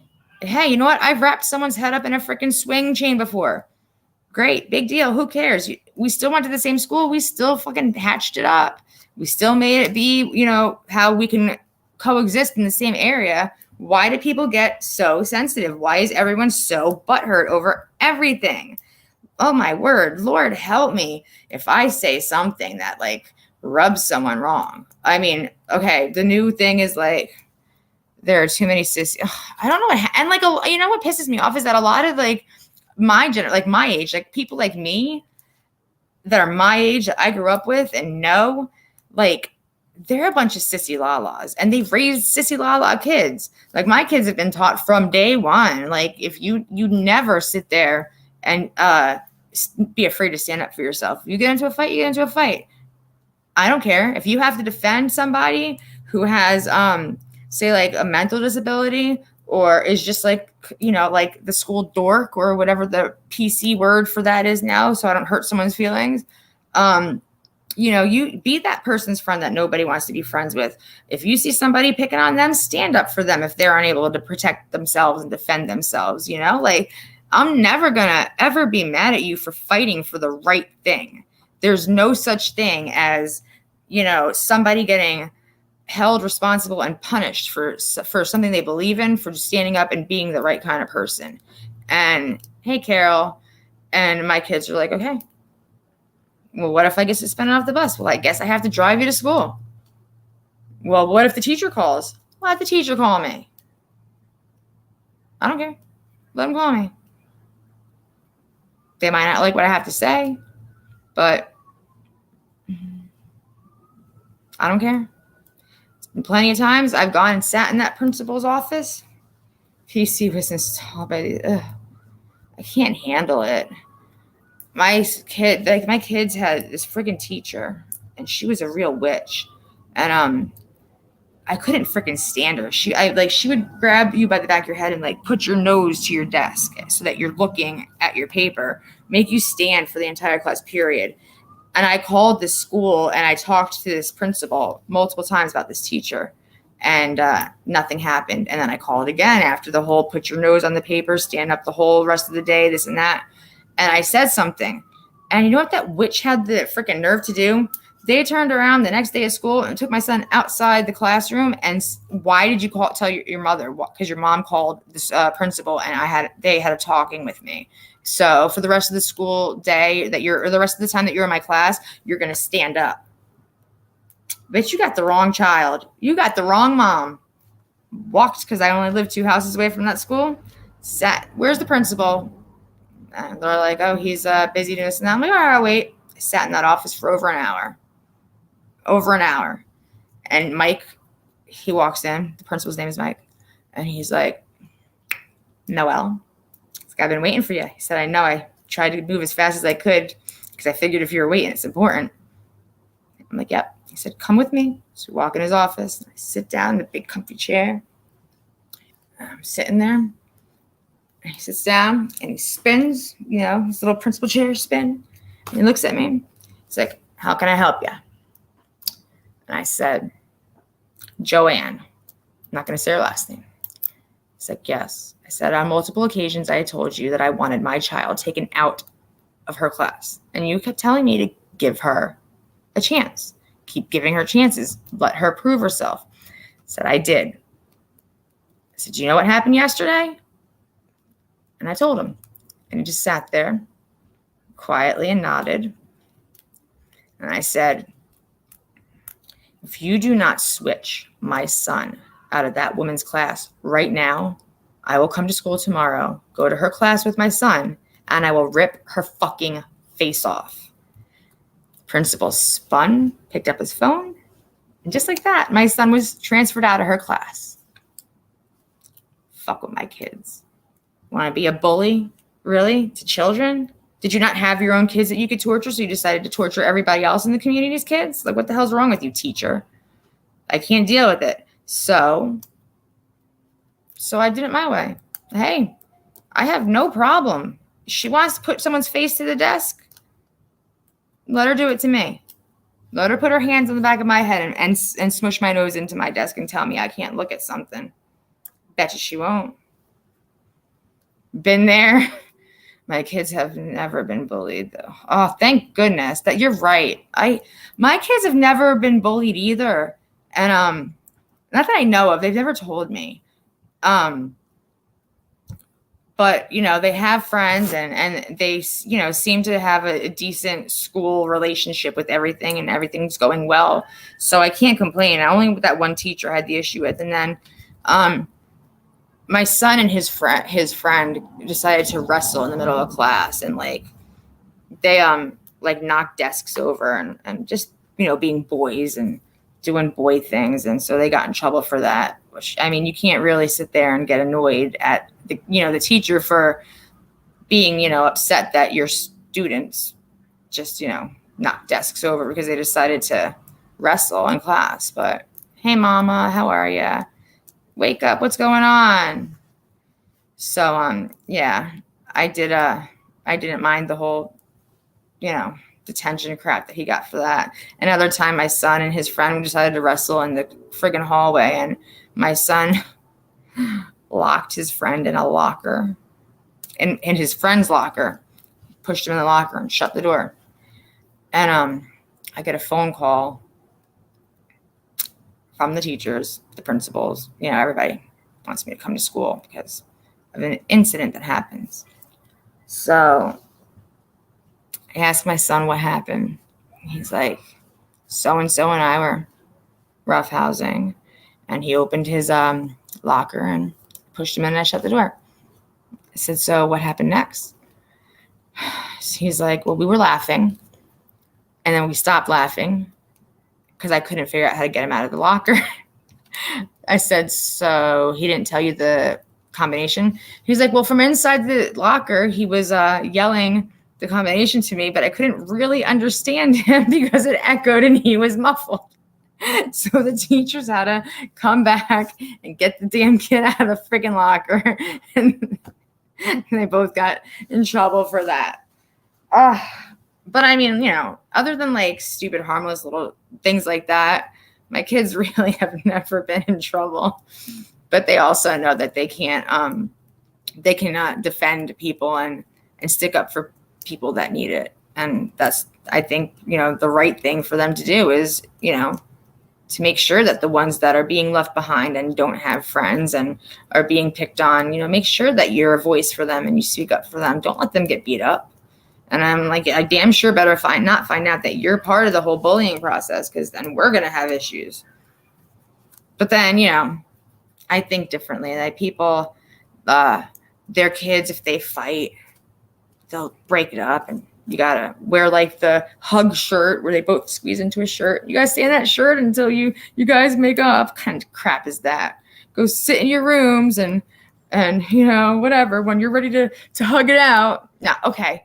My kids friggin' were friggin' like just a ball of nonsense. You know when you watch friggin' cartoons and people like fight, or cartoon animals fight, and it's just like dust and spinning, and yeah, like that's like the nonsense that would happen in my living room, and I would just yoke them up and toss them out in the yard.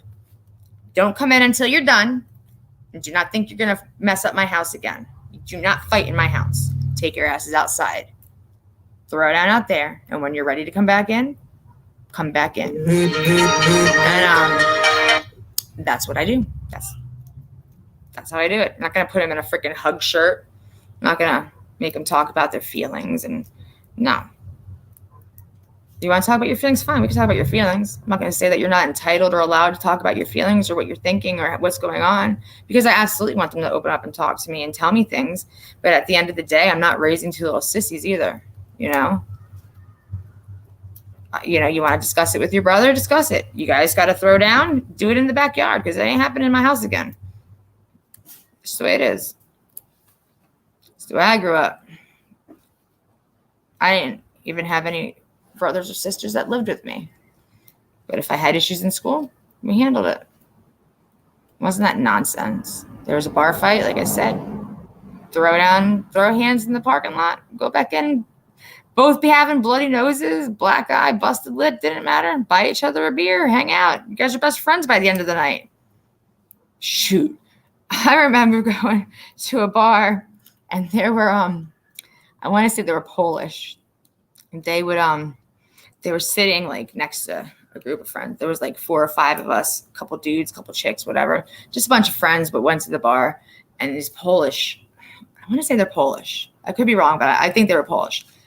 Hey, MJ. They sat there and were buying drinks, and they'd send us drinks. We'd send them drinks. They were speaking in Polish. They didn't speak English. We spoke English. We didn't speak Polish. By the end of the night, the whole group of us were surrounding a table, Polish and English. We were having this weird conversation, and for some reason, we all thought we understood each other. And I have no idea what the hell was said that night, but we were all trashed, and we were just chilling and hanging out. And like, I mean, if 2 completely different languages can sit there and drink and hang out and sit there and have a conversation that I don't think anybody understood, but we all nodded and laughed and like, oh my God, added to the story. Like, I have no idea what was being said. Anybody who could listen, who could translate both languages and listen and hear what was being said probably laughed at us. That's okay. Who cares? Now, I mean, God forbid somebody doesn't speak the same language as you. Everybody wants to, be just rude to that person, or that person's rude to you, or it's just like, what the hell? So I can't understand you. Just say bye. Smile and nod. Is that hard? It's not that hard. More in common than you thought. I was suspended in high school for two weeks. The crap out of the shit. I always was out of school. I was always in something. ISS. Ugh. I had like my own desk in ISS, in school suspension. And I was suspended out of school all the time. I got in a fight with this boy who lived around the corner from me. He actually was walking distance from my house, and we all used to hang out. And he was best friends with the person that I used to date when I was kids. And he just got really stupid on the bus and decided to hit my friend that was sitting next to me. And he was just I think we were in 8th grade, and my friend that he was a 6th grade short little skinny boy, surfer. He had the long golden blondish hair, you know what I mean? And he was just a shy little person, also just new to the friggin' school. He's in 6th grade. And my friend just decided to start messing with him. So I got up and I pushed him backwards down the bus aisle towards the front of the bus. And then he starts yelling at me, really no, blah, blah, blah. And I'm just like, get the fuck out of here. And I'm don't mess with my friend. What are you messing with him for? Look at how little he is, right? You want to mess with somebody, mess with me. And he hated when I do that because I'd check him. I didn't care. Didn't care at all. The bus driver stopped the bus and she called us up there. So we both walk up there. And he had his back to the stairs, which, of course, led to the bus door. And he just got real nasty. He said something, and I went, boom. And when I did that, I pushed him down the friggin' steps. He did a backward somersault, and the doors sprung open, and he just rolled onto the friggin' ground outside the bus. So back to the school we went, of course. And my principal tells my mom, I think that there little boy is scared of your daughter. My mom just gave me that look. It's like, he's not scared of me. I'm like, we're best friends. We all hang out. I'm gonna get home and we're gonna be hanging out talking in like an hour. He's not scared of me. We're not enemies. I'm just standing up for what I think is right. And he was being a jerk, you know, and principal's like looking at me and my mom's like, you need to stop. And, you know, okay. Fine. I won't say nothing no more. Because, you know, you got to have a little snotty attitude. Throw a hissy fit when your teacher or when the principal and your mom are ganging up on you. And like I said, we all got home. And we all were hanging out before the day was over. I got suspended off the bus, though. So my mom had to drive me to school, which was fine with me because I get to sleep in, you know, because you have to wake up earlier for the bus than you do when you have to get driven. So that worked with me. I didn't care.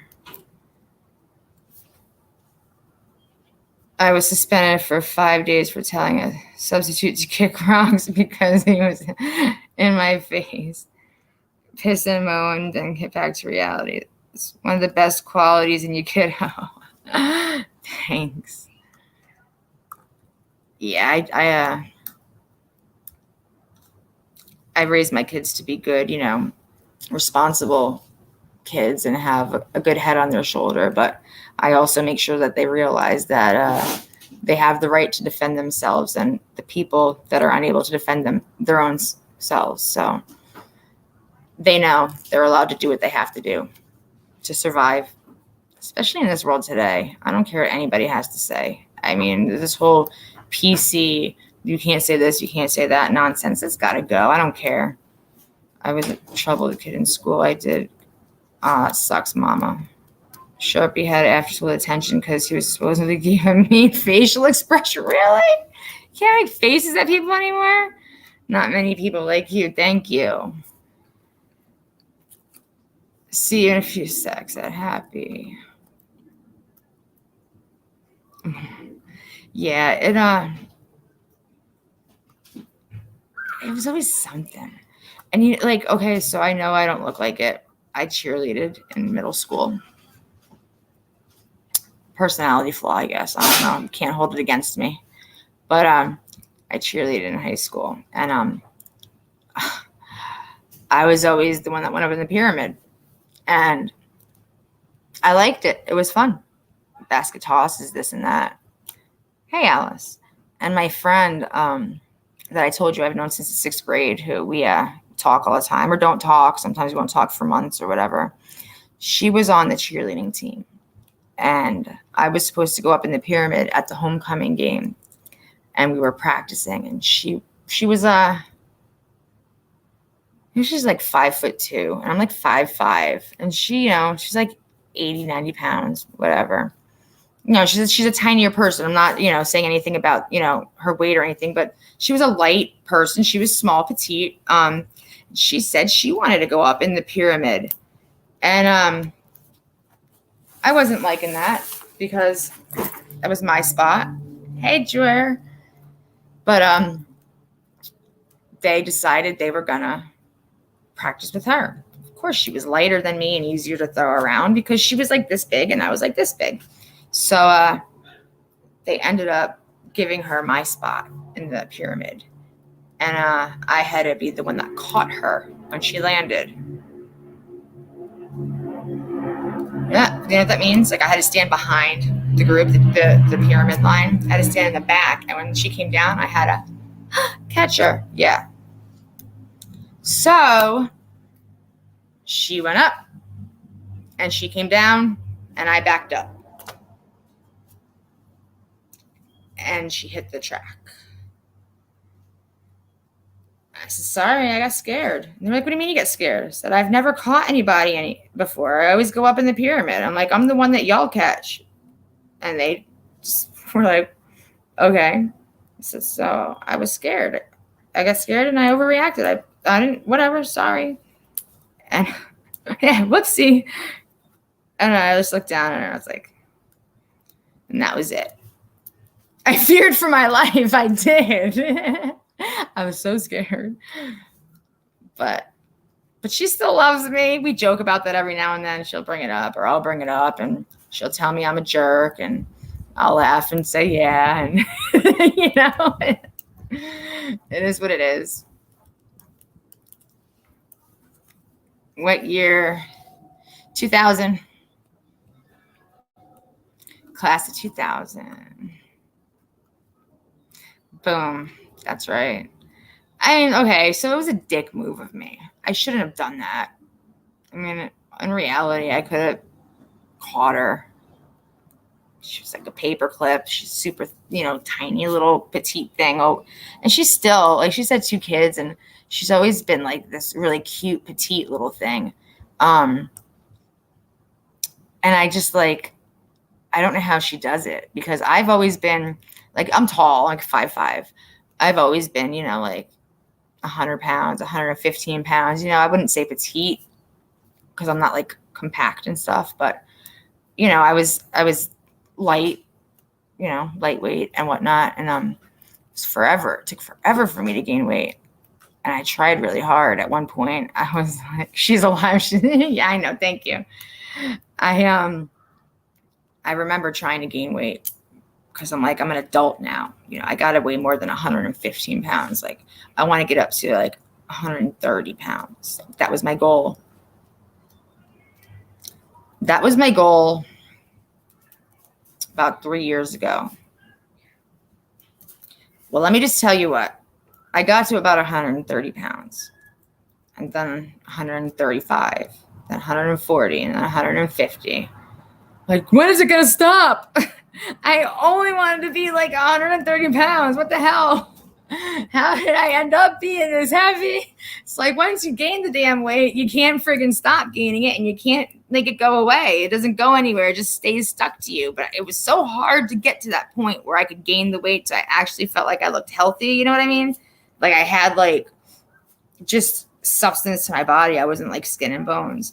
And all of a sudden, it just went downhill from there. Now I'm just chubby checker over here hanging out, and I'm overweight. But you know what? It's okay. At least I'm not like 100 pounds anymore. Because I did, as an adult, I felt like I was, I just didn't look adult-like. I didn't look healthy enough.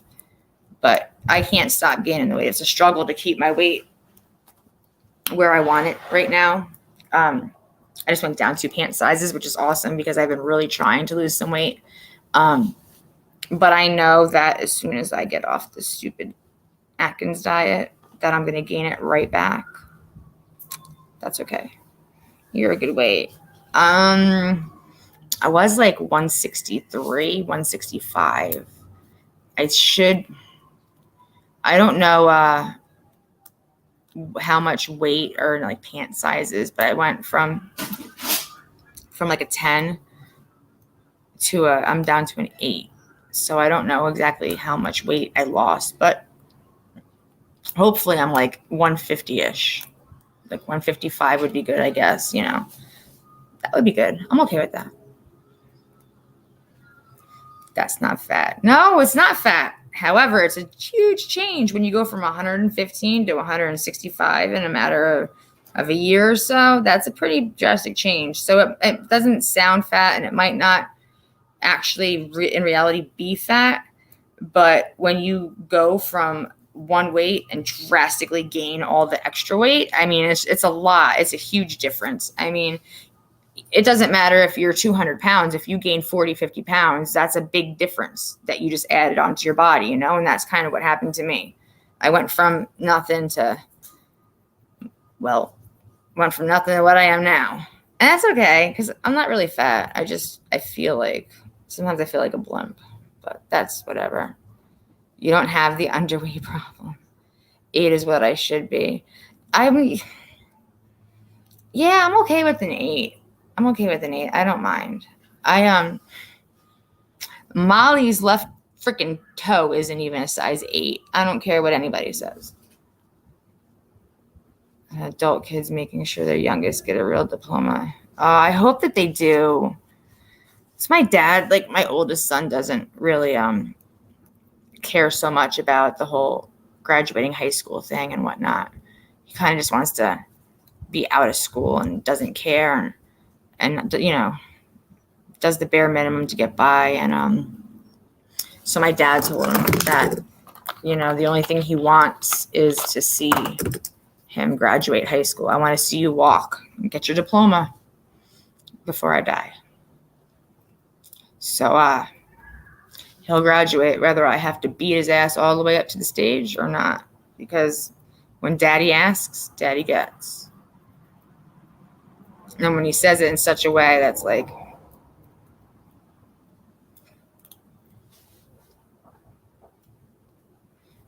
you don't really want to hear your parents say, the only thing I want to see is you do this before I die, or you graduate before I die, because then like, it's going to happen one day, but to hear them talk about it kind of sucks. Because you don't ever, your parents are going to live forever, right? At least that's what we think when we're little.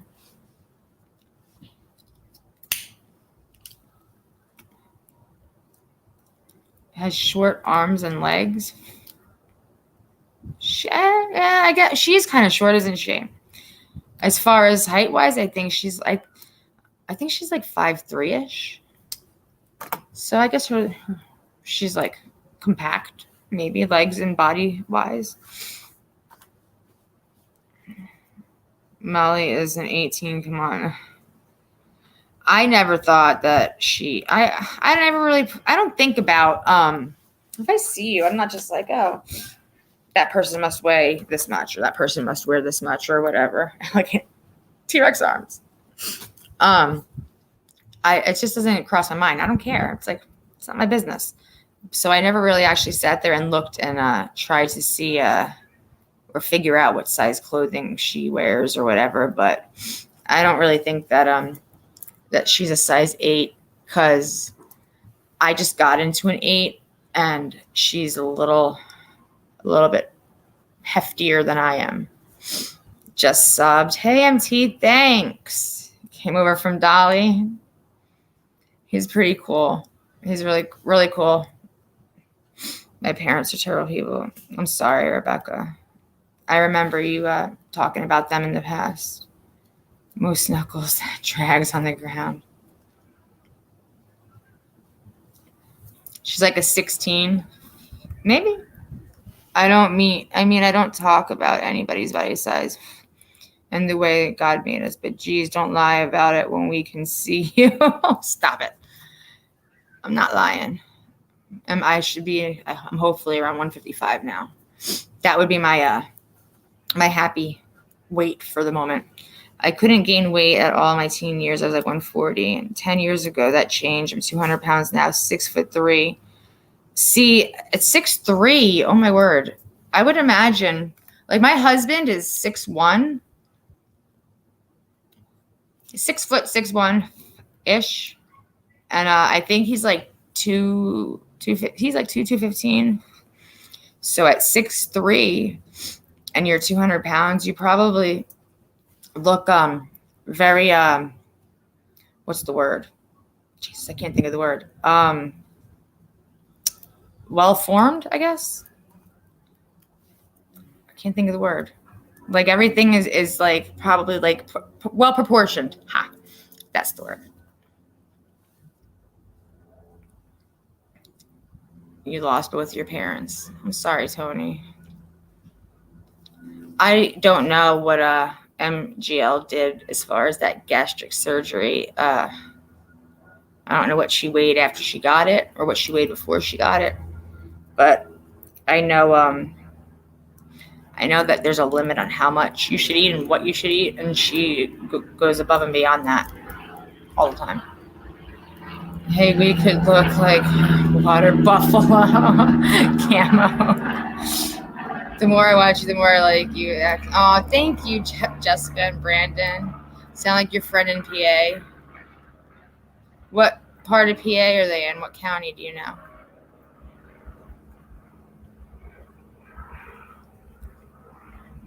I'm 5'9".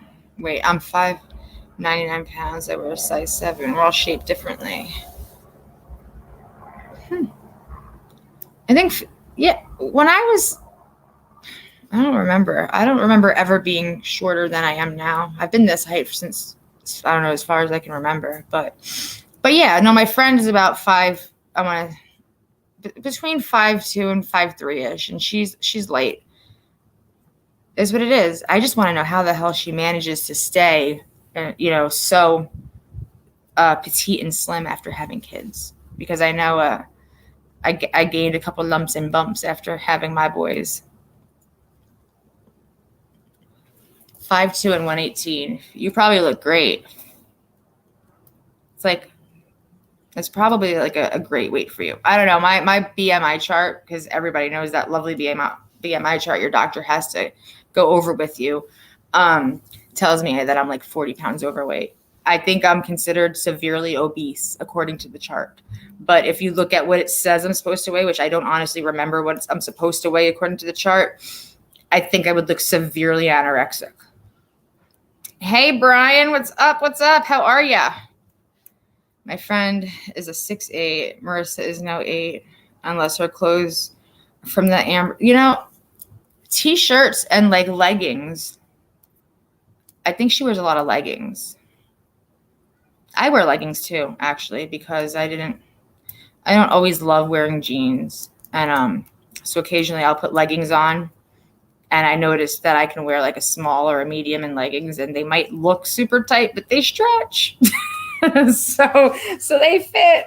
So, I mean, a lot of people I know will wear leggings a lot just to prevent themselves from knowing their actual number size when it comes to clothing. But I mean, it's their priorities and their decisions. It's not my place to judge someone on what they wear and how much they weigh, or, it is what it is. As long as you're happy and healthy, who really cares at the end of the day? You know what I mean? I do. I love leggings too, Uber. T-shirts and leggings. I mean, I wear jeans a lot. A lot. In fact, I live in them all summer long and everything. And my husband's always like, aren't you hot? Put shorts on. I like jeans. It's just what I am. Jeans and a nice comfy t-shirt makes me happy. I don't care. But I don't like anything tight fitting either. It has to be loose enough that I don't feel like it's sucked to my body, because then it makes me feel really weird. Mama had a hysterectomy in 2017, and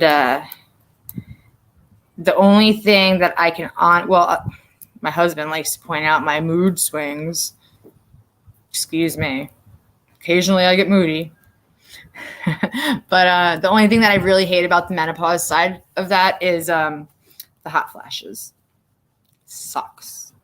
And my husband's always cold, so I turn the air all the way down if I'm cleaning and doing everything in the house. And then before he comes home, I jack it back up to I think he likes it on 78, so that it's not cold in the house. So that's what I do. My routine is to freeze the house while I'm working in it, and then heat it back up before he gets home so he's not cold. Border, hey, what's up? UK, I'm late to the party. No worries. They did not get, I don't know, they didn't shit any more than they normally do, even with the amount of cheese balls they consumed. Little brats. They'll pick up the soda by the tab and pull it and knock it over, and if there's anything in it, it spills, and then they drink it. It's these rabbits are beyond smart. Ridiculously smart and messy. They make more messes than my kids do. You're moody too? 16 surgeries. Wow. I'm 40. I'm 40. 16 surgeries. Jeez. That had to suck. I've had my fair share of surgeries as well, but they all sucked. I don't know how many. I don't keep count. The best baby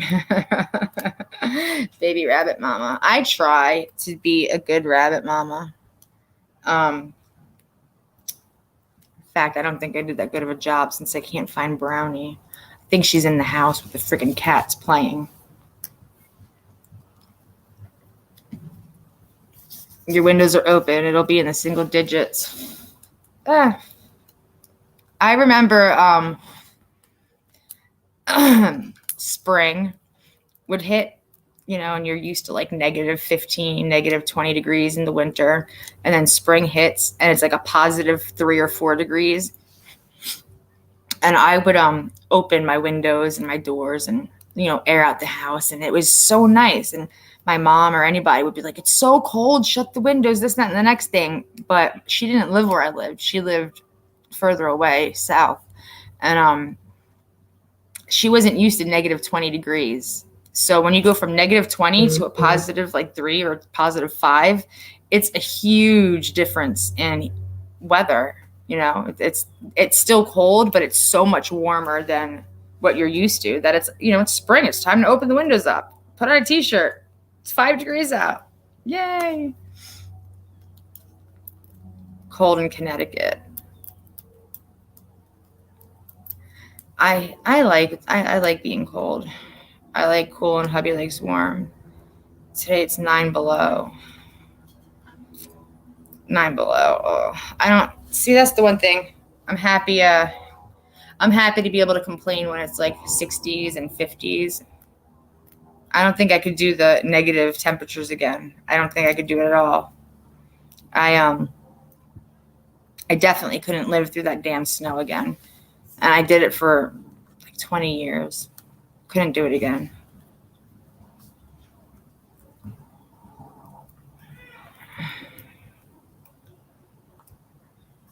YouTube is only a place to visit and have a go, not a stay place. I do. I don't come on as often as I should. Sometimes I'll come on all the time, and then I end up taking a little hiatus for a week or two. So I don't know why. I think I just get wrapped up in life and what's going on and situations that are happening out here on the outside of the computer. And it brings me away from what's going on YouTube and coming on. But I miss coming on when I'm not here because I enjoy talking to my YouTube family and hanging out and chit-chatting with you guys. But I definitely feel bad when I don't come on as often as I should. And my husband's always telling me, you have to go on, and why don't you go live? Why don't you go live? Why don't you go live? He'll always suggest it. Because I cleaned all day and my hair's sticking up and I'm sweaty and I'm smelly and I'm a mess and I'm cooking dinner and there's grease stains on my glasses. And he's just like, any excuse. I'm like, no, it's really. He's like, do you think that they can see how bad you look? Like, yeah, it's on camera. They can't smell you though, but I can. I just feel like I have to be in the right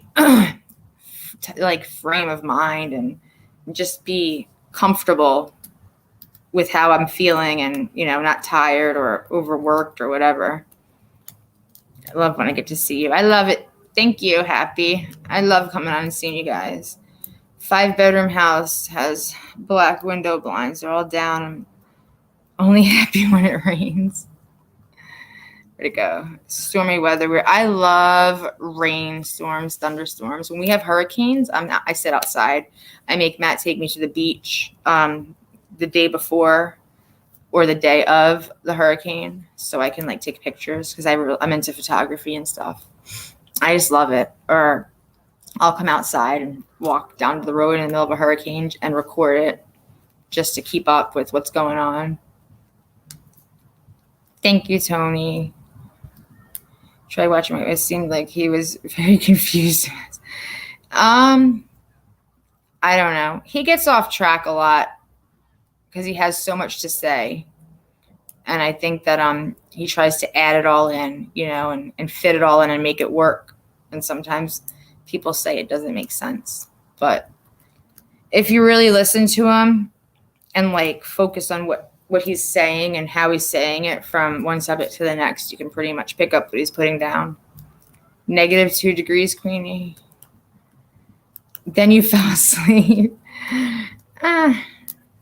He tries. He does a good job when he takes notes and stays on track and point. But when he just wings it, and he has so much to say. It's like he doesn't want to forget something or leave anything out. We get to see what you look like, don't we? I do wonder what my viewers look like. I dropped the link for people to jump up. Most of the time people won't jump up. Some people do.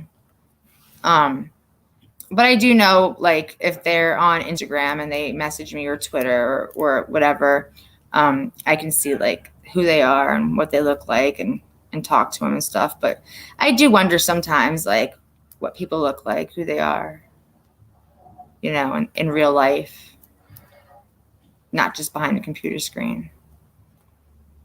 I can't imagine how trying to do a YouTube channel with all the comments. I like it. I like it a lot. I think that coming live and is cool. Like, I've been on here for 2 hours. I really didn't mean to be on here for 2 hours, but you know, reading the conversations in the chats and talking to you guys it keeps me going. I'm just Jax. You followed me on IG. Okay. Do you have a Facebook? No Facebook. I have a Damaged Goods Facebook, but I really don't go on it.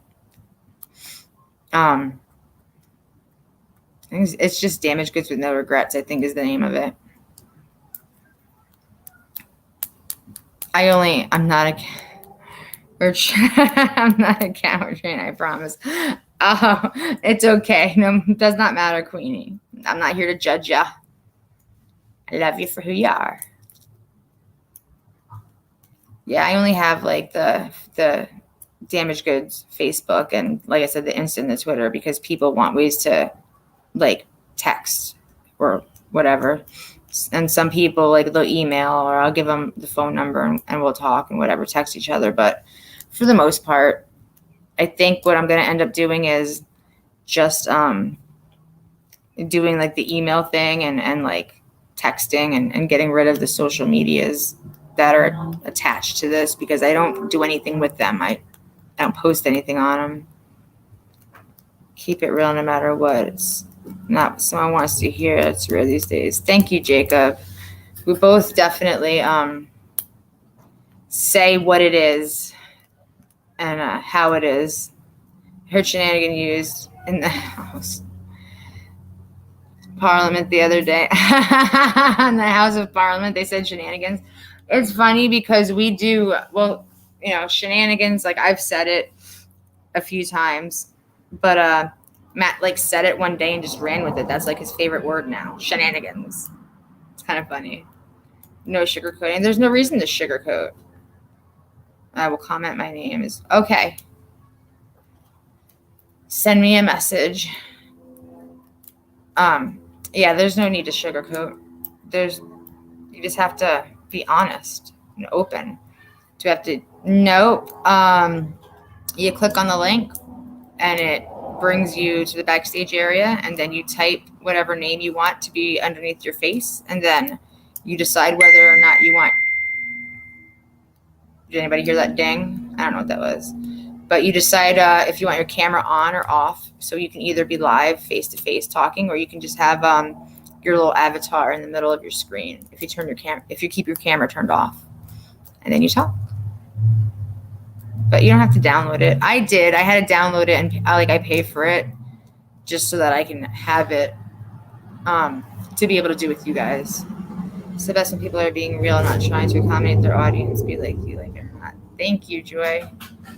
What's the matter, boy? Sun. The sun? Are you melting? Can you do me a favor? What? Can you see if Brownie's over there? Wasn't she inside? Is she inside still? I don't know. Did Matt let her out? If she's inside, then, oh, dear Lord. I hope he shut the bedroom door. My rabbit was in my bedroom. Oh, no. And she hides under the bed. And then you go on one side to grab her and she runs to the other. So it's like a two-person job. And you have to move the bed because she runs back and forth and tries to go all over the damn place. And She goes inside of the bed somehow. then she dug underneath the box spring so the material hangs out. And she climbs up in there and hides in the box spring. She's a pain in the neck. She's really a pain in the neck. Let me go see if Matt pull up the door. Julie, how are you? I know I haven't been here. I've been gone, but I'm going to try to come on a lot more. I definitely have to come on. Hey, Cancer Survivor. How are you, darling? It has been a long time. Matt is so passionate about what he's talking about. It comes from his heart. He definitely has a lot of feeling and emotion that goes into what he's saying, whether it's like happy, sad, angry. It's always, from like his heart, like from his actual real feelings. He has no problem explaining and expressing what's going on at the moment. Just like I'm not going to have any problem expressing how I feel about the fact that I still have a rabbit running around my house when he gets home. Which, by the way, he's not home yet. There's no reason he should be gone this long. Probably went to get something to eat. Your door's closed. Is my door closed? Jason's isn't. Oh, God. So my rabbit's playing with cats or a dog or hiding under a bed or on my couch because my rabbit loves to sit on the couch, which one night he wasn't able to find her, and she spent the night in my house. And I was able to track her every movement by the little trail of rabbit poopy. And it seems as though she spent an awful lot of time hanging out on my love seat because it was covered in little rabbit turds. So I'm about to be driving. Okay, Jacob, have a great day. Yes, Judy, all of them must go. Big and little. I'm keeping one. That's it. But all the babies are going. So anybody that's here in Florida or knows anyone in Florida that wants a rabbit, let me know. Because they have to go. In fact, I'm still waiting to meet up with our friend that we met through YouTube. He's supposed to get the hedgehog for his sister or his niece, I think. I'm not sure which. But we live like 4 hours away from each other, so we're going to meet halfway. And he's going to get the baby Spike, my little hedgehog. He's really a sweetheart. I want a monkey too, Joy. I'm not allowed to have one. I'm off to. Okay, Border, have a great day. 2 dogs, monkey here. Keep Brownie. I know. I want to keep Brownie. Brownie's like Matt's favorite, and she's definitely. I don't have a real favorite. I really don't. They're all awesome in their own little ways, but I have no idea which one we're gonna keep. We might end up keeping Brownie. Didn't you say? I had a sugar glider. Yep, her name was Paisley. She was pretty cool. She was the coolest little thing ever. You have a hedgehog named Sid. Aw, is he a crabby one or is he fun? Mine is only crabby if you wake him up. But after he wakes up, he's I have someone backstage. After he wakes up, he like looks around and he's like, okay, I'm here. Let's be friends. Hey, what's up? Happy's here. What up, y'all? Nothing. You have a white face capuchin? I've wanted one for so long, and my husband tells me no. I cannot have a monkey because monkeys will rip your face off or this or that or the next thing. So I've been told I'm not allowed to have monkeys. And it's not often he tells me no, but he does tell me no. What's up? You had gliders. I never had a chinchilla. They're super furry and cottony. But yeah, I'm not allowed to have an anaconda. I'm not allowed to have a monkey. I want a monkey. Me too. I'm not allowed to have a miniature caiman. You hear Noelle, don't you? Come here. Hey, You hear her? Come here. She's on you. say hi. Aw, puppers. You hear her talking? Yes, I know. No, Hooper. She's not my sister. She's just somebody I met from here. We talk all the time off of here. And she's helping me get through COVID. Thank God. Oh, hey, what's up? How are you doing, higher powered? Looks like we could be sisters, they said. I already told you that. Sharpie says that all the time. That's your tween, mama. I call her son Sharpie because he went to school for like crazy hair day, and he had like Sharpies, like 20 of them in his hair. Like that's his nickname. Now I call him Sharpie. Classic. And they stay in. They would never stay in like my hair or your hair, but they stay in his afro like no other. Hey, whatever. Yeah. I always was jealous of hair like that because you could literally put it however you want it and it doesn't like move. Thanks, MC. I appreciate it. Awesome to have you here. What are you guys up to? What's up? You guys doing anything exciting over the weekend? You're good. Yeah. Yell hello to Noel. There goes Sharpie. He's feeling better today. Is he feeling better? Yeah. Good. Fever's down, and yeah, he's doing a lot better today.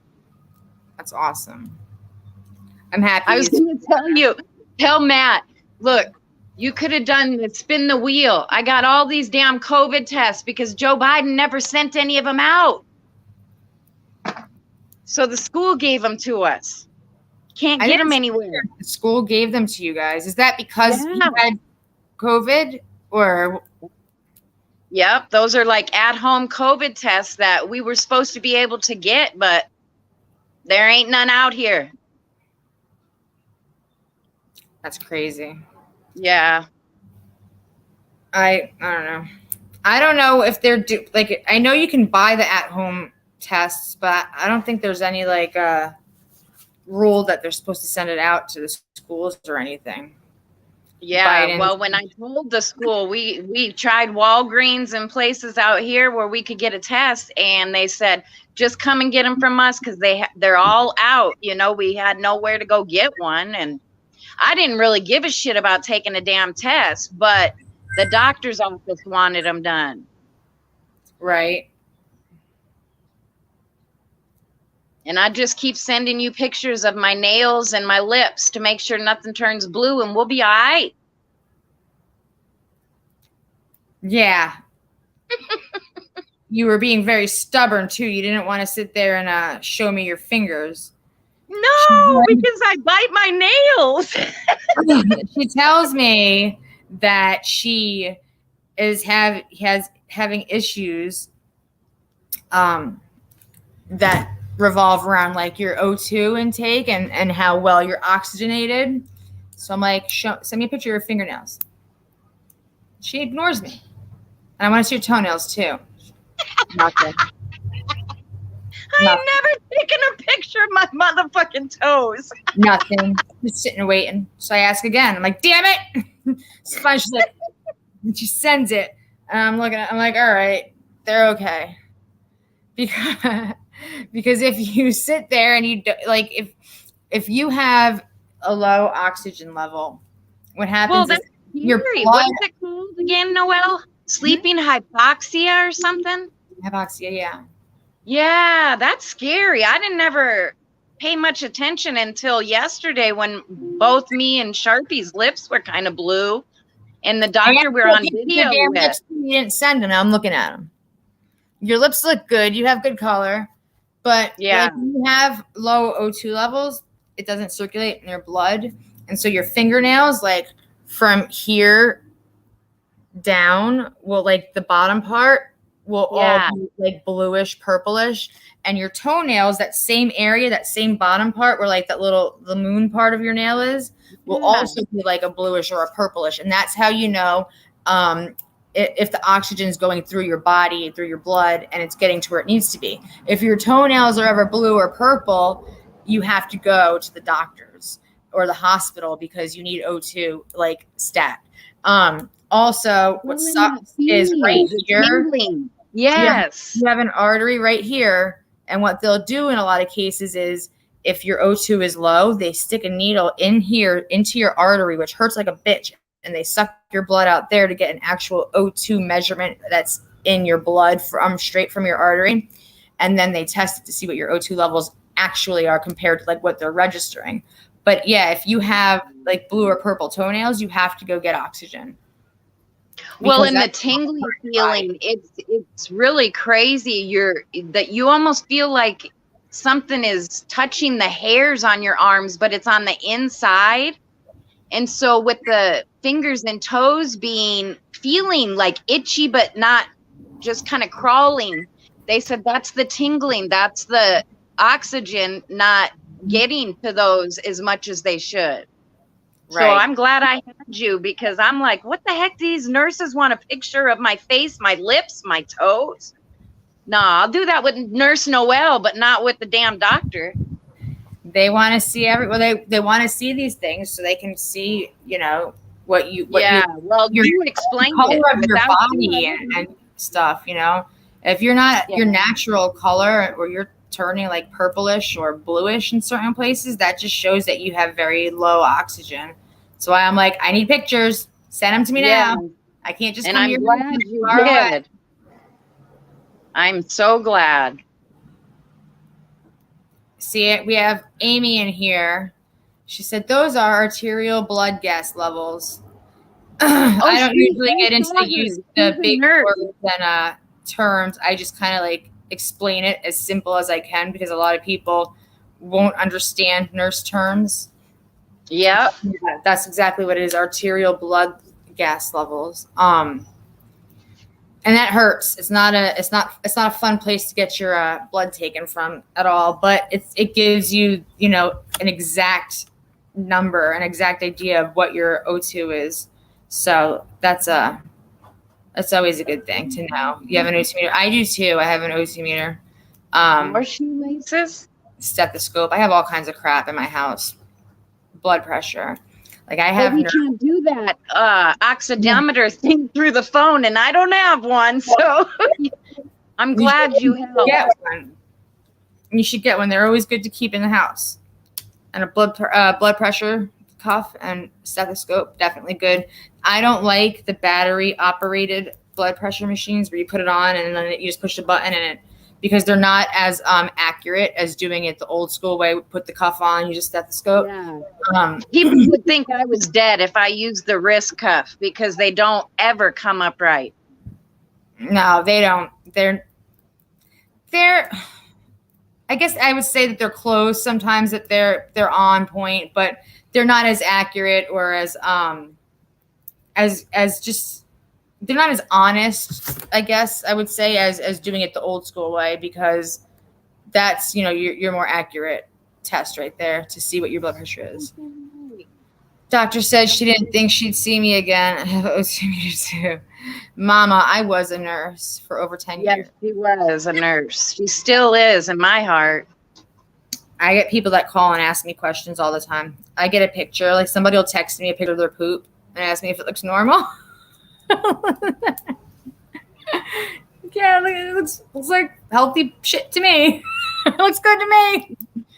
Well, and there's a nurse gal. She's not a nurse anymore because she just got out. She's on parole. But anyways, when I have a cut and I can't stop it from bleeding or something, I go over there. We hit it with some super glue, and I'm gonna say super glue it right up. Yep. That's what liquid stitches are. It's basically a form of super glue. But you know what? I had allergic reaction to the surgical type of glue, but not super glue. It depends. Well, because it's definitely, you know, of course, you know, it's made different. It's not exactly as crazy glue. I do keep crazy glue and like super glue in my house for situations like that, but it's not made with the same ingredients. So some people will have issues when it comes to that. Like allergic issues and whatnot, but usually they ask you, are you allergic to this, that, or the next thing? But what I don't like about liquid stitches, as far as like surgeries are concerned, sometimes they'll stitch inside and then put the glue on the outside. Yes. But more often than not, and I've learned that it happens a lot more often than I actually thought it would, is that the liquid stitches will rip open. They just separate sometimes. So, did you have any issues with like your belly button? When you had your ovary surgery, did they use that liquid bandage stuff on the outside, like near your belly button? I had, in my belly button, I had super glue, the Yep. super glue, Me and too. then I had 5 other spots that had staples, which I didn't really mind the staples so much, except for like there was a part Itchy. like the skin overlapped, and that made me mad because I'm just like I look like it was just folded together. But when you heal, as the healing process happens, your skin starts to get tight and pull, and that hurts a little bit. Sometimes it's Yeah. itchy, sometimes it's Itchy, sore. yeah. But yeah, staples, I don't mind. It was pretty cool to watch them come out, though. They have this little thing like scissors. They clamp down the middle, and it just pops them out. So that's always fun. I don't know. I talk about things when it comes to medical stuff, where like Matt, I would be working when I lived up north and he still was here, and I'd be like, do you want to see what I just did? And he's, no, he can't stomach that stuff. He doesn't want to see it. He doesn't want to hear about it. He doesn't want to know nothing about it. He just wants to sit there and be left in the dark. Hey, Melissa, how are you? And that's okay. Hey, it is what it is, right? He's not able to. Meanwhile, I can sit there and like popping popcorn in my mouth, eating it out of like a clean bedpan, cleaning out a colostomy bag at the same time. People will be gagging and yapping at me, and I just sit there and I'm like, okay, do what I got to do. My gloves on, do what I got to do. And I'll be like, my friend, and she'll put popcorn in my mouth since I'm the one with the shitty hands. Exactly, though. That's true. That is. It takes a special person to get used to the smell that comes from a colostomy bag. I'll tell you that much. It's it's definitely something that takes a lot of oh, bless you, baby. It takes a lot of practice. I don't know if Amy's still in here, but I'm sure she can attest to it. Colostomy bags are definitely not the best perfume you'll ever smell. Mm. Those screen things, Thank you, you gal. Really? Thank you so much. Thank you for what? She said she liked my smile. Aw, you have a very nice smile. It's good to see you happy. Camo, I'll be waiting for that picture. Huh? Oh, I'm live still. Isn't that crazy though? I can't imagine why. I was like, he should be home by now. And The lighters, same thing. I even went to Dollar Tree. He said the Lowe's didn't have it or the one in Fort Myers. That's crazy as hell. The shortages. Snatch me a baby real quick. Someone's asking about them. I grab one. Hold on, Robin. We're going to see if my husband can grab one. Just snatch. Just like a vulture. Grab it out of the air. From the air. Ah! My husband's very like gentle and doesn't. And they're too fast now. What's going on? This is What's up? Slim. Hey, I see ya. I'm gonna go see if the neighbor has one. The Cuban guy. You know? Boy, He doesn't speak English. Yeah, but he'll know what I'm talking about. oh, my baby. Look at the ears. Anybody need one? We got plenty to give away. And the fluffy tail. Look at his markings. Isn't he beautiful? I love my Slim. And that's a tricolor. That one has 3 colors, huh? Yeah, he's so sweet. I found myself smiling and realized it was here. What's that? Don't dare. Hey, listen, there's nothing that you can show me that can surprise me. My grandmother had a colostomy bag. Ew. Yeah, it takes a special person to deal with that. So yeah, here's one. This is the one. He was the baby, the smallest of the group. And I mean, look, they're like little rabbits. Yeah, they're getting big. Right? I love the nose. That's so cute. Hi, you baby bunny.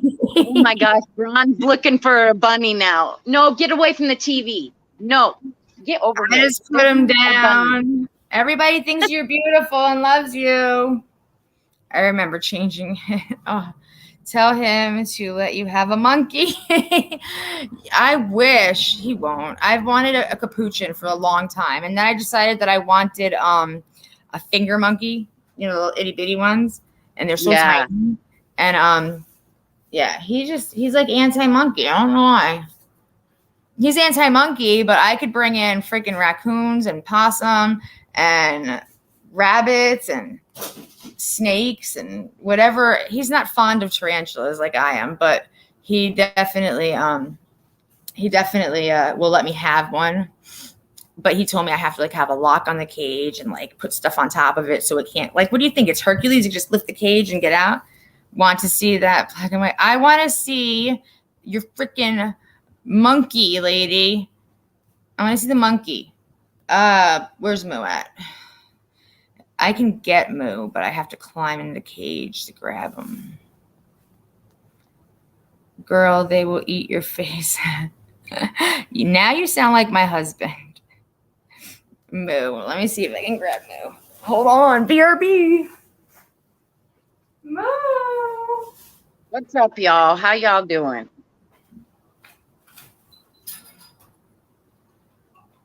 Camo Queen.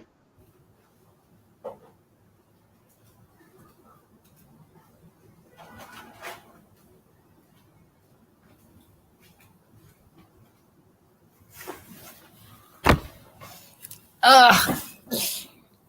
Here's Oh my goodness. Oh, look at the little nose moving. Look at his little ears. So cute, little baby.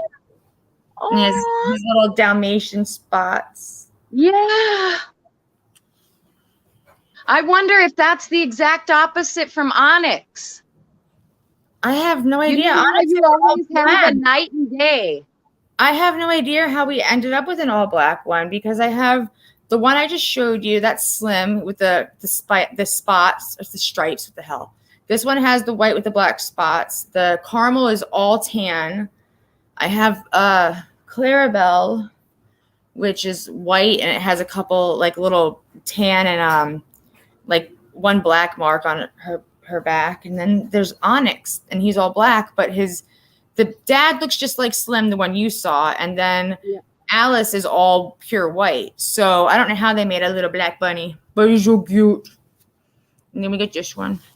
This one was the most advanced. It learned to hop and run faster than the rest. Has its own little attitude. Wants to just run. He's very independent. I don't know why. I like syringe fed them as babies when they were first born because Alice wasn't doing it, and they've been handled so much since infants. I'm surprised that they're not more happy to be held, but they're good. I But, think they love their property. They can go anywhere they want. They feel free. Kind of like your channel, my love. We feel free to be ourselves here. Yeah. They take over. They do what they want. Like my brownie. I mean, how many people know rabbits that scratch and tell you they want to come in the damn house or they want to go in a room? They just scratch the door. Like, who does that? My cat. Cat tries. Aw, Seymour. Hey, Moo. Where are you, Moo? I know. I wish you guys could post pictures in the chat. That'd be cool. I know. That would be. Moo for the win. Exactly. Animals know. And we as humans know, too, that we surround ourselves with animals so we can say whatever we want to say and they don't get mad. I know. I can sing karaoke out here with them and they don't judge me. What's the burning? My animals have me trained. Oh my God, you're live, guys. My animals have me trained too. Oh, thanks, Camo. I don't feel beautiful today, but my soul is always beautiful. They all know. When I walk out here in the morning, they all come to the door and they stand there and wait. And I open the cage and they hop out. I mean, I posted a video of it. Then I have to get their food and their water set up and let the other ones out. But as soon as they see me when I wake up in the morning, they come right on out and hang out and wait by the door. And they just know. And they know when it's bedtime because as soon as it's time for me to start doing my night routine, it doesn't even matter if I switch it up and do things like different. They know once I start doing certain things, it's bedtime. They scatter, run, hide. They don't want to be put away. They want nothing to do with anything. I think the animals tell better time than us as humans now. I really do. My dog knows time. Like I forget sometimes when 5 o'clock hits, but he follows my leg and says, "Hey, lady, give me my food." They just know they're too smart. People don't realize how smart rabbits are, and they're super emotional too. They're very emotional and dependent and smart. So it's really a shame that people don't realize it when, most of the time people just keep rabbits and they keep them locked up in a cage all the time and they don't really have any time to come out, but they get depressed. They get really sad and depressed. Thank you, Sky. I'm happy to be on. It's been a long time, huh? How sweet. I love all animals. I have 2 potbellies. I want a pig. I almost got one. I almost took some into foster last year sometime. Oh, the potbelly pigs live in her house? They live in the house. Yeah. I love Oh, pigs. my. I want a picture of that. I should pull you up on the tablet and toss it over there on the couch. She would probably comment or something. I don't know who you're talking to, Seymour. I love horses. Horses are a very expensive hobby. Yeah, we raised horses when I had a ranch in Nebraska, and we had Arabians, and they do not sell well in the I had an Arabian Midwest. stallion. He's beautiful. Yes. Black, Yes. the white nose. His name was Earnhardt because, yes, I was a Dale Earnhardt fan. I cried the day he crashed and died. I dropped to my knees and cried like a baby. But If you're terrified of horses, oh no. Horses are amazing. They're actually extremely emotional too. If you look into the eyes of a horse, you can see right into their soul. You can literally see straight into a horse's soul. And they can see into yours. It's amazing. The bond that you and your horse can have. the energy and everything. It's just absolutely unbelievable. I have to bond with any horse I'm going to get on and saddle up or ride bareback. I've bonded with that horse for quite a while before I'm going to get on the horse. Drama free for the most part. MT. I try to say drama free all the time, but I will. Yeah. I will definitely bring it in if I have to. My cat is obsessed with you. I want to see your food. I love it. Seymour. Bring your cat and you on the panel. Where's my moo moo? We have to meet Miss Moo. Bitchy. Yeah, no. A lot of people have a fear of horses, though. But horses. Horses are amazing creatures. I'm very emotional about horses. Matt never rode a horse before me. Now he wants to go all the time. He loves it, but. Yes, Robin, that horse that you trust with your life trusts you just the same. Yeah, one of you. Yeah, exactly. I mean, they're so smart. They sense things. They know things. They can sense your mood. I they agree, can sense Jen. your We all feelings. needed Noel. And they have this amazing ability to know, like, before you even get on their back, they know what place you are in your mind or in your life. Like, they can just feel it. They know. They can read you. And if you're stressed out and you get on a horse, they're going to be stressed out too. Just donated to my mom's and Coco. Those are cool names for horses. Our horses always had really crazy long names because they're registered, and we try to do, we did sale and breeding. So no problem, Jam. Just donated. Oh gosh, was it hard to donate the horse? I feel like I would have been really heartbroken to do that, to part with a horse like that. A Chinese crested dog. Oh my gosh, they're so cute and so funny looking. They're really, I don't know. They're just like funny looking, cute dogs. I don't know. I love all that. Robin, we used ours, but we had longhorn cattle. And so we, had to be real careful so that none of our horses ever got hurt by the longhorn cattle. But Arabians are amazing at herding cattle. Yeah. And they're Aren't they? stubborn and they're hard to break. Yep.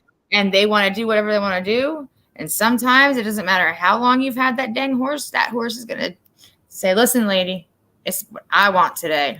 Sometimes you end up on one hell of a ride. I think that we're a lot like the breed of horse of Arabians, honey. I love the Arabian is my favorite. I love them to death. I had such an amazing Arabian. So I always said I would get another one, but I'd love to start rescuing Mustangs.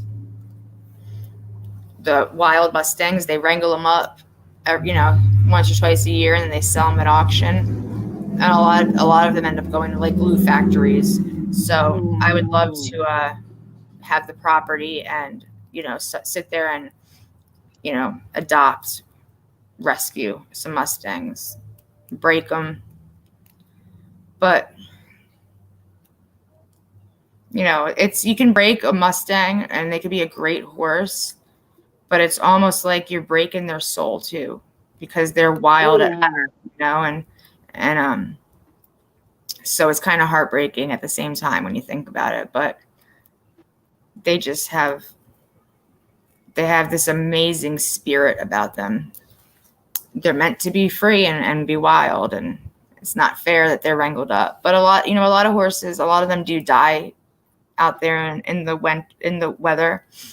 In the hot summers and in the winters. So if you are really taking care of, your horse's feet and stuff and feeding them correctly and don't overfeed or anything, horses can live to be very old. Yes. Somebody in the chat just asked how long horses live. They can live a long time. But you have to also realize too, when they hit a certain age, like what they're capable of doing. Like, you might have to retire your favorite riding horse and just have him in his stall, send him out to pasture and let him or her do, horse, age appropriate horse activities, because they're no longer really able to run trails and do all stuff like that. But I definitely I think that if you know horses and you're educated and you can read your horse and all of that, I think that they are amazing creatures to take in and make a hobby of taking care of them and loving them. They didn't mesh well with me. It might have been had 15 months every day. My mom's horses, long fancy names too. Aw.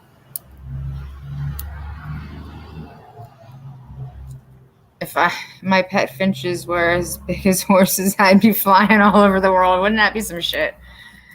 It'd be cool if I could have like a phoenix or something like that. Just fly around. Bears live to be 35 to 38, if not in the wild. Bears are cool. Not in the wild. I miss them. I didn't know that.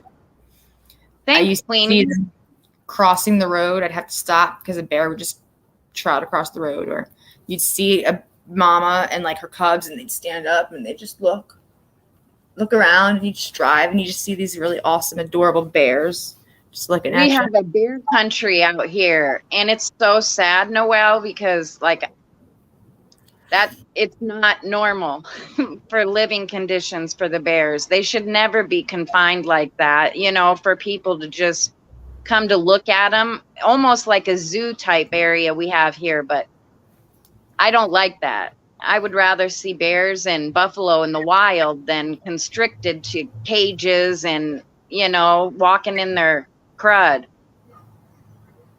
I'll show you some face of me. Face first in a pile of horse poop. Pile of dung. That's so true. You don't know if you're walking in mud or dung. I love horse crap. I know that sounds stupid, but it's the cleanest manure out of any animal that you can have. It also doesn't smell like other animals, and it dries up, and it's basically like hay and grass and feed. Exactly what they eat, you see in their dung. We used to rake up, shovel it, wheelbarrow it over, put it in a pile. You sell it eventually, but I've had horse crap fights, grab and throw. In fact, the first time Swimming in a horse tank of water. the first time I ever took Matt out to ride, it was his mom, his mom and stepdad and we went out to go riding, and I just walked over and went like this. Matt looked in his hand, and there's just a horse nugget poop in his hand, and he just looked at me like, really? Judy Jovi, where I live, that you go out into the farms and ranches and wide open spaces where I live, and yep, that's pretty much what you'll find under cow poop.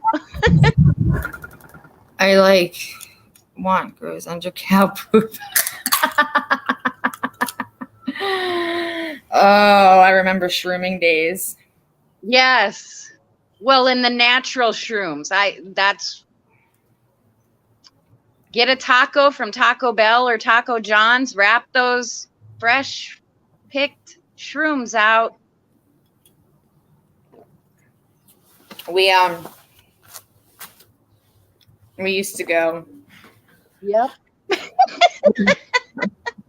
We had a friend who had cows. Yeah.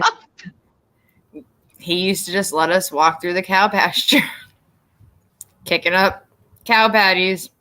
Yep. Going on the shroom hunt. Always going to the driest cow patties that are out there to flip them over because you didn't want to get anything moist. Yep. You want to let it dry out. You don't want it soggy. Ugh. What the hell were we thinking? Thank you, Penelope. Yeah. I'm happy you stopped in. Penelope Pit Stop. I haven't seen Penelope in a long time.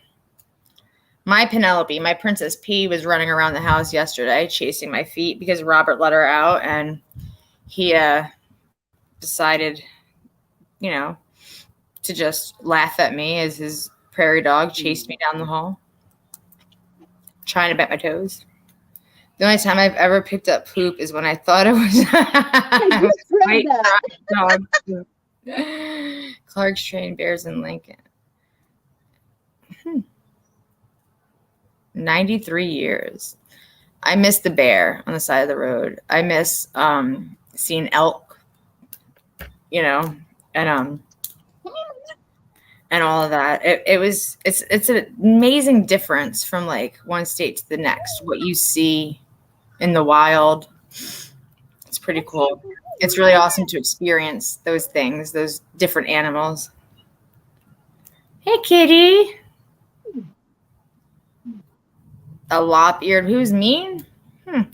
Lops are really adorable. I love lops. If my lion head would come out of his cage, he's just the door's open. He likes to lay in his hutch, though. He's always in it. He never wants to come out, but he's really adorable. So sweet. So well-tempered. If you step on it. Those were the days back in the day when we were kids.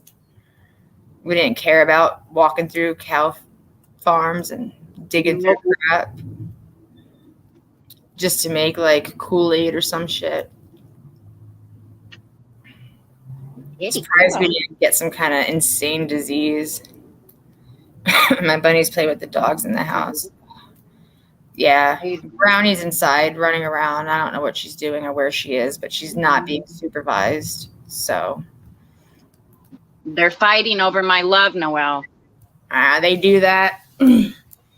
They'll do that. Alice only fights over my attention when I'm eating something.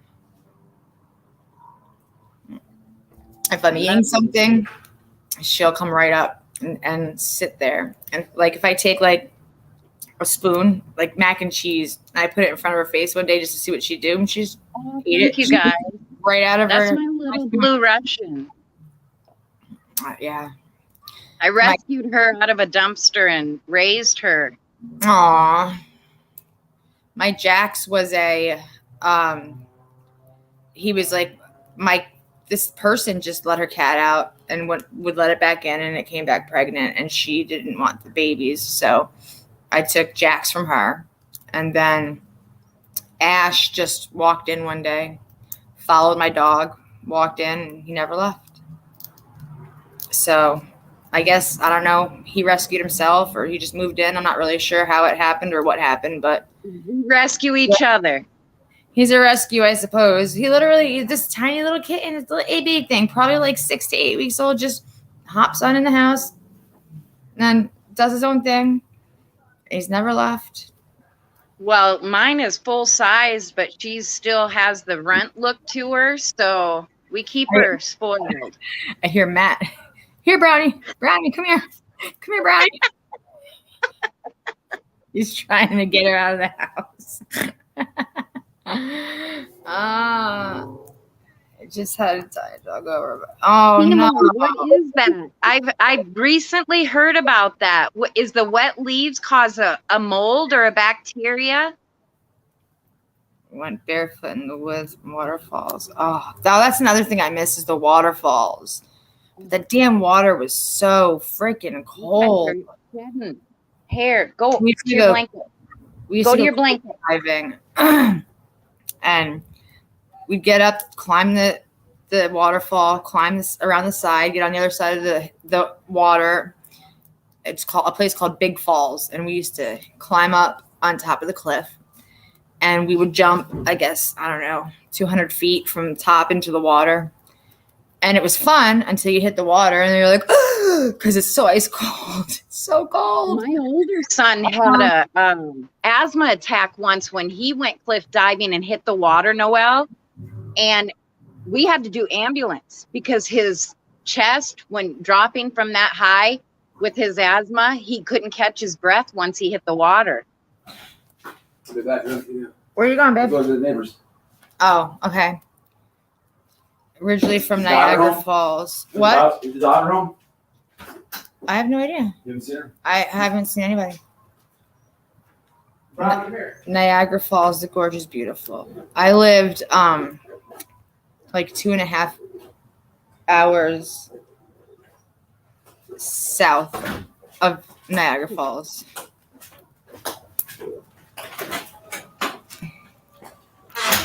Hey, what's up? What's going on, man? Oh, what?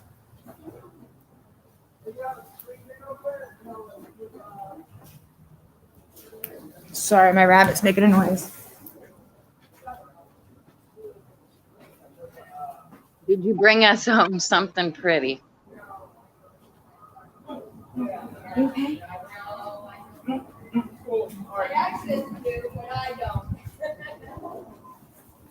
You okay? What's the matter? What happened? What happened? Hey, Carmel, Wow, Seymour, that's crazy. what happened? What The happened? that fungus that I've heard of it because the leaves when they get the moisture, like under our porch, the leaves that fall off the tree, you know, those just sit there in a pile and they get all that moisture in them. And I was asking Seymour about it, and it is it's a fungus that enters through the animal's brain. I've heard of that. I'm so glad. Thank you, Seymour. Seriously. This one is always like sneezing, and she was just going like gagging. So I had to go and see what was wrong with it. Clearly, it's fine. Yeah, but you got to check on the babies. Say hi. He wants to go down. You want to go down? You can go down. I just wanted to see if you were okay. Dang babies. They don't appreciate it when you check on them. I think. No street light in a highway. Exactly. Stupid and dark, creepy highways, my son. I think what happened was he was drinking and he must have inhaled it through his nose and started gagging or sneezing or something. I don't know, but I get nervous when they start making noises, and I have to go see if they're okay. Now they're all at the water bowl sneezing. They drink a little slower. They don't listen. Oh, people can get the blasto too. Oh, you gal. Thank you. Yeah. Who died of blasto? Yeah, anybody can get it. It's not like it's not just animals, huh? It goes into your bloodstream and goes straight to your brain. That's scary. Yeah. It's scary. A lot of people don't realize it. Like, we used to go swimming in like mud holes, like when a construction site would start building for a new house. It's a big ditch, like huge ditch. It's probably, I don't even know, 10, 15 feet deep. And it would fill up with rainwater and mud and parasites and whatnot. And we would all just jump on it and go swimming in it. But we didn't know. We just were having fun. But I mean, to think back about it, we could have easily gotten something from that. As many times we've been in the canals and whatnot. Yep. Kids will be kids. Freaks out my husband. Oh. I love when they clean themselves. Yeah. That's them brushing hair down off their faces like we do. Ears, they're so cute. Her little face, you can see the hair's all wet because she stood in the water bowl, and I guess she used that to wipe her face with. So now she's all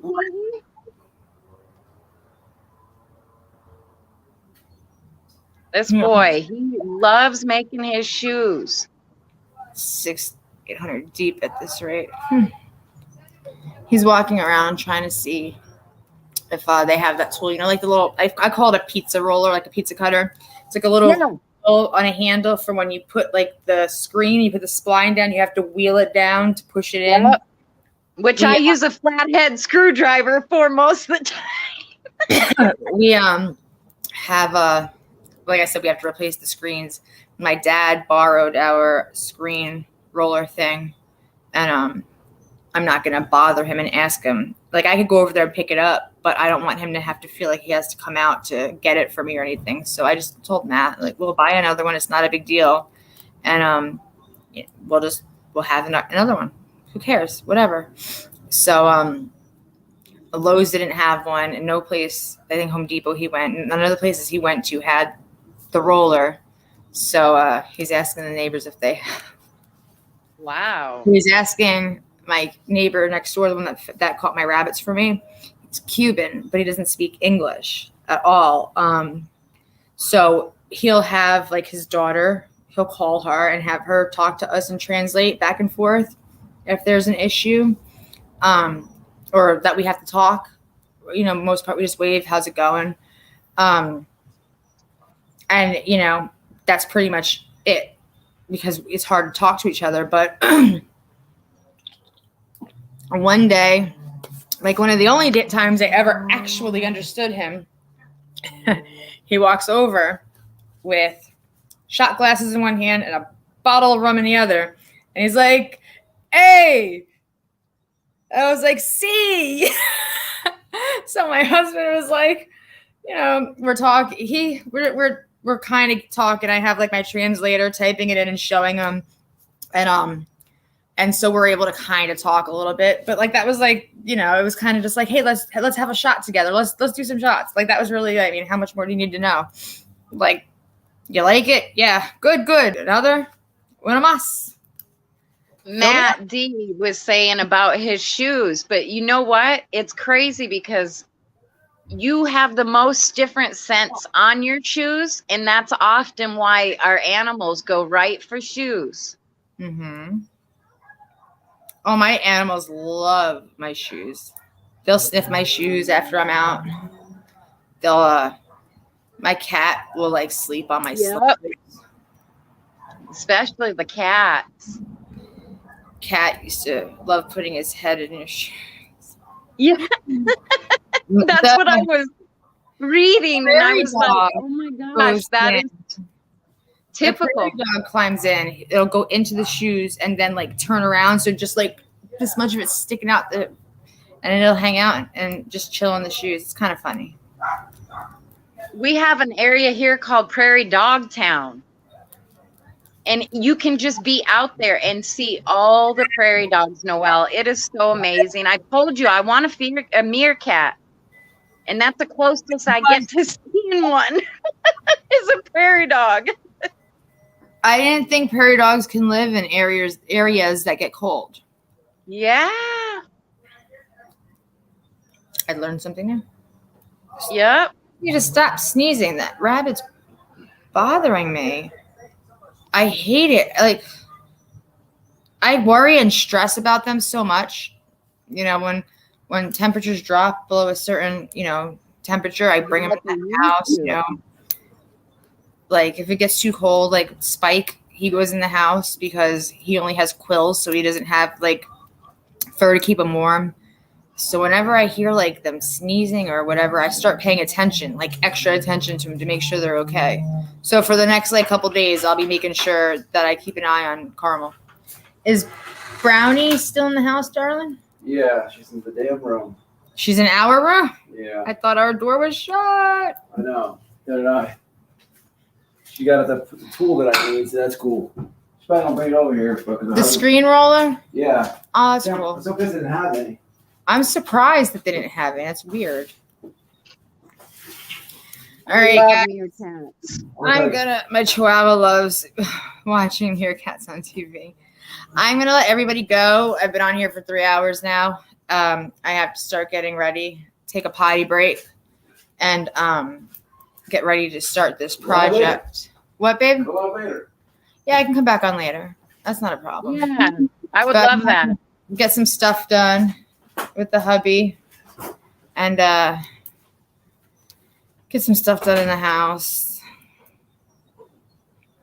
Good to see everybody in chat too. Boy, it's so stress free here that I feel like I'm everybody misses boring. well. I always feel boring, but that's okay. No, you're not boring. I'm just not one of those like dramatic people. So like I've seen that so many times that I'm just like I'm just sitting here and I'm just sitting here talking and whatever, and I just kind of feel boring. But No. it is. Oh, thank you. I'll bring it back. Okay. Yes, it's definitely a good break from whatever channels you guys watch. Yeah. There it is. Got it. Anyway, well, thank you, Seymour. Everybody, thank you. She has an attitude. Poor baby. Yes.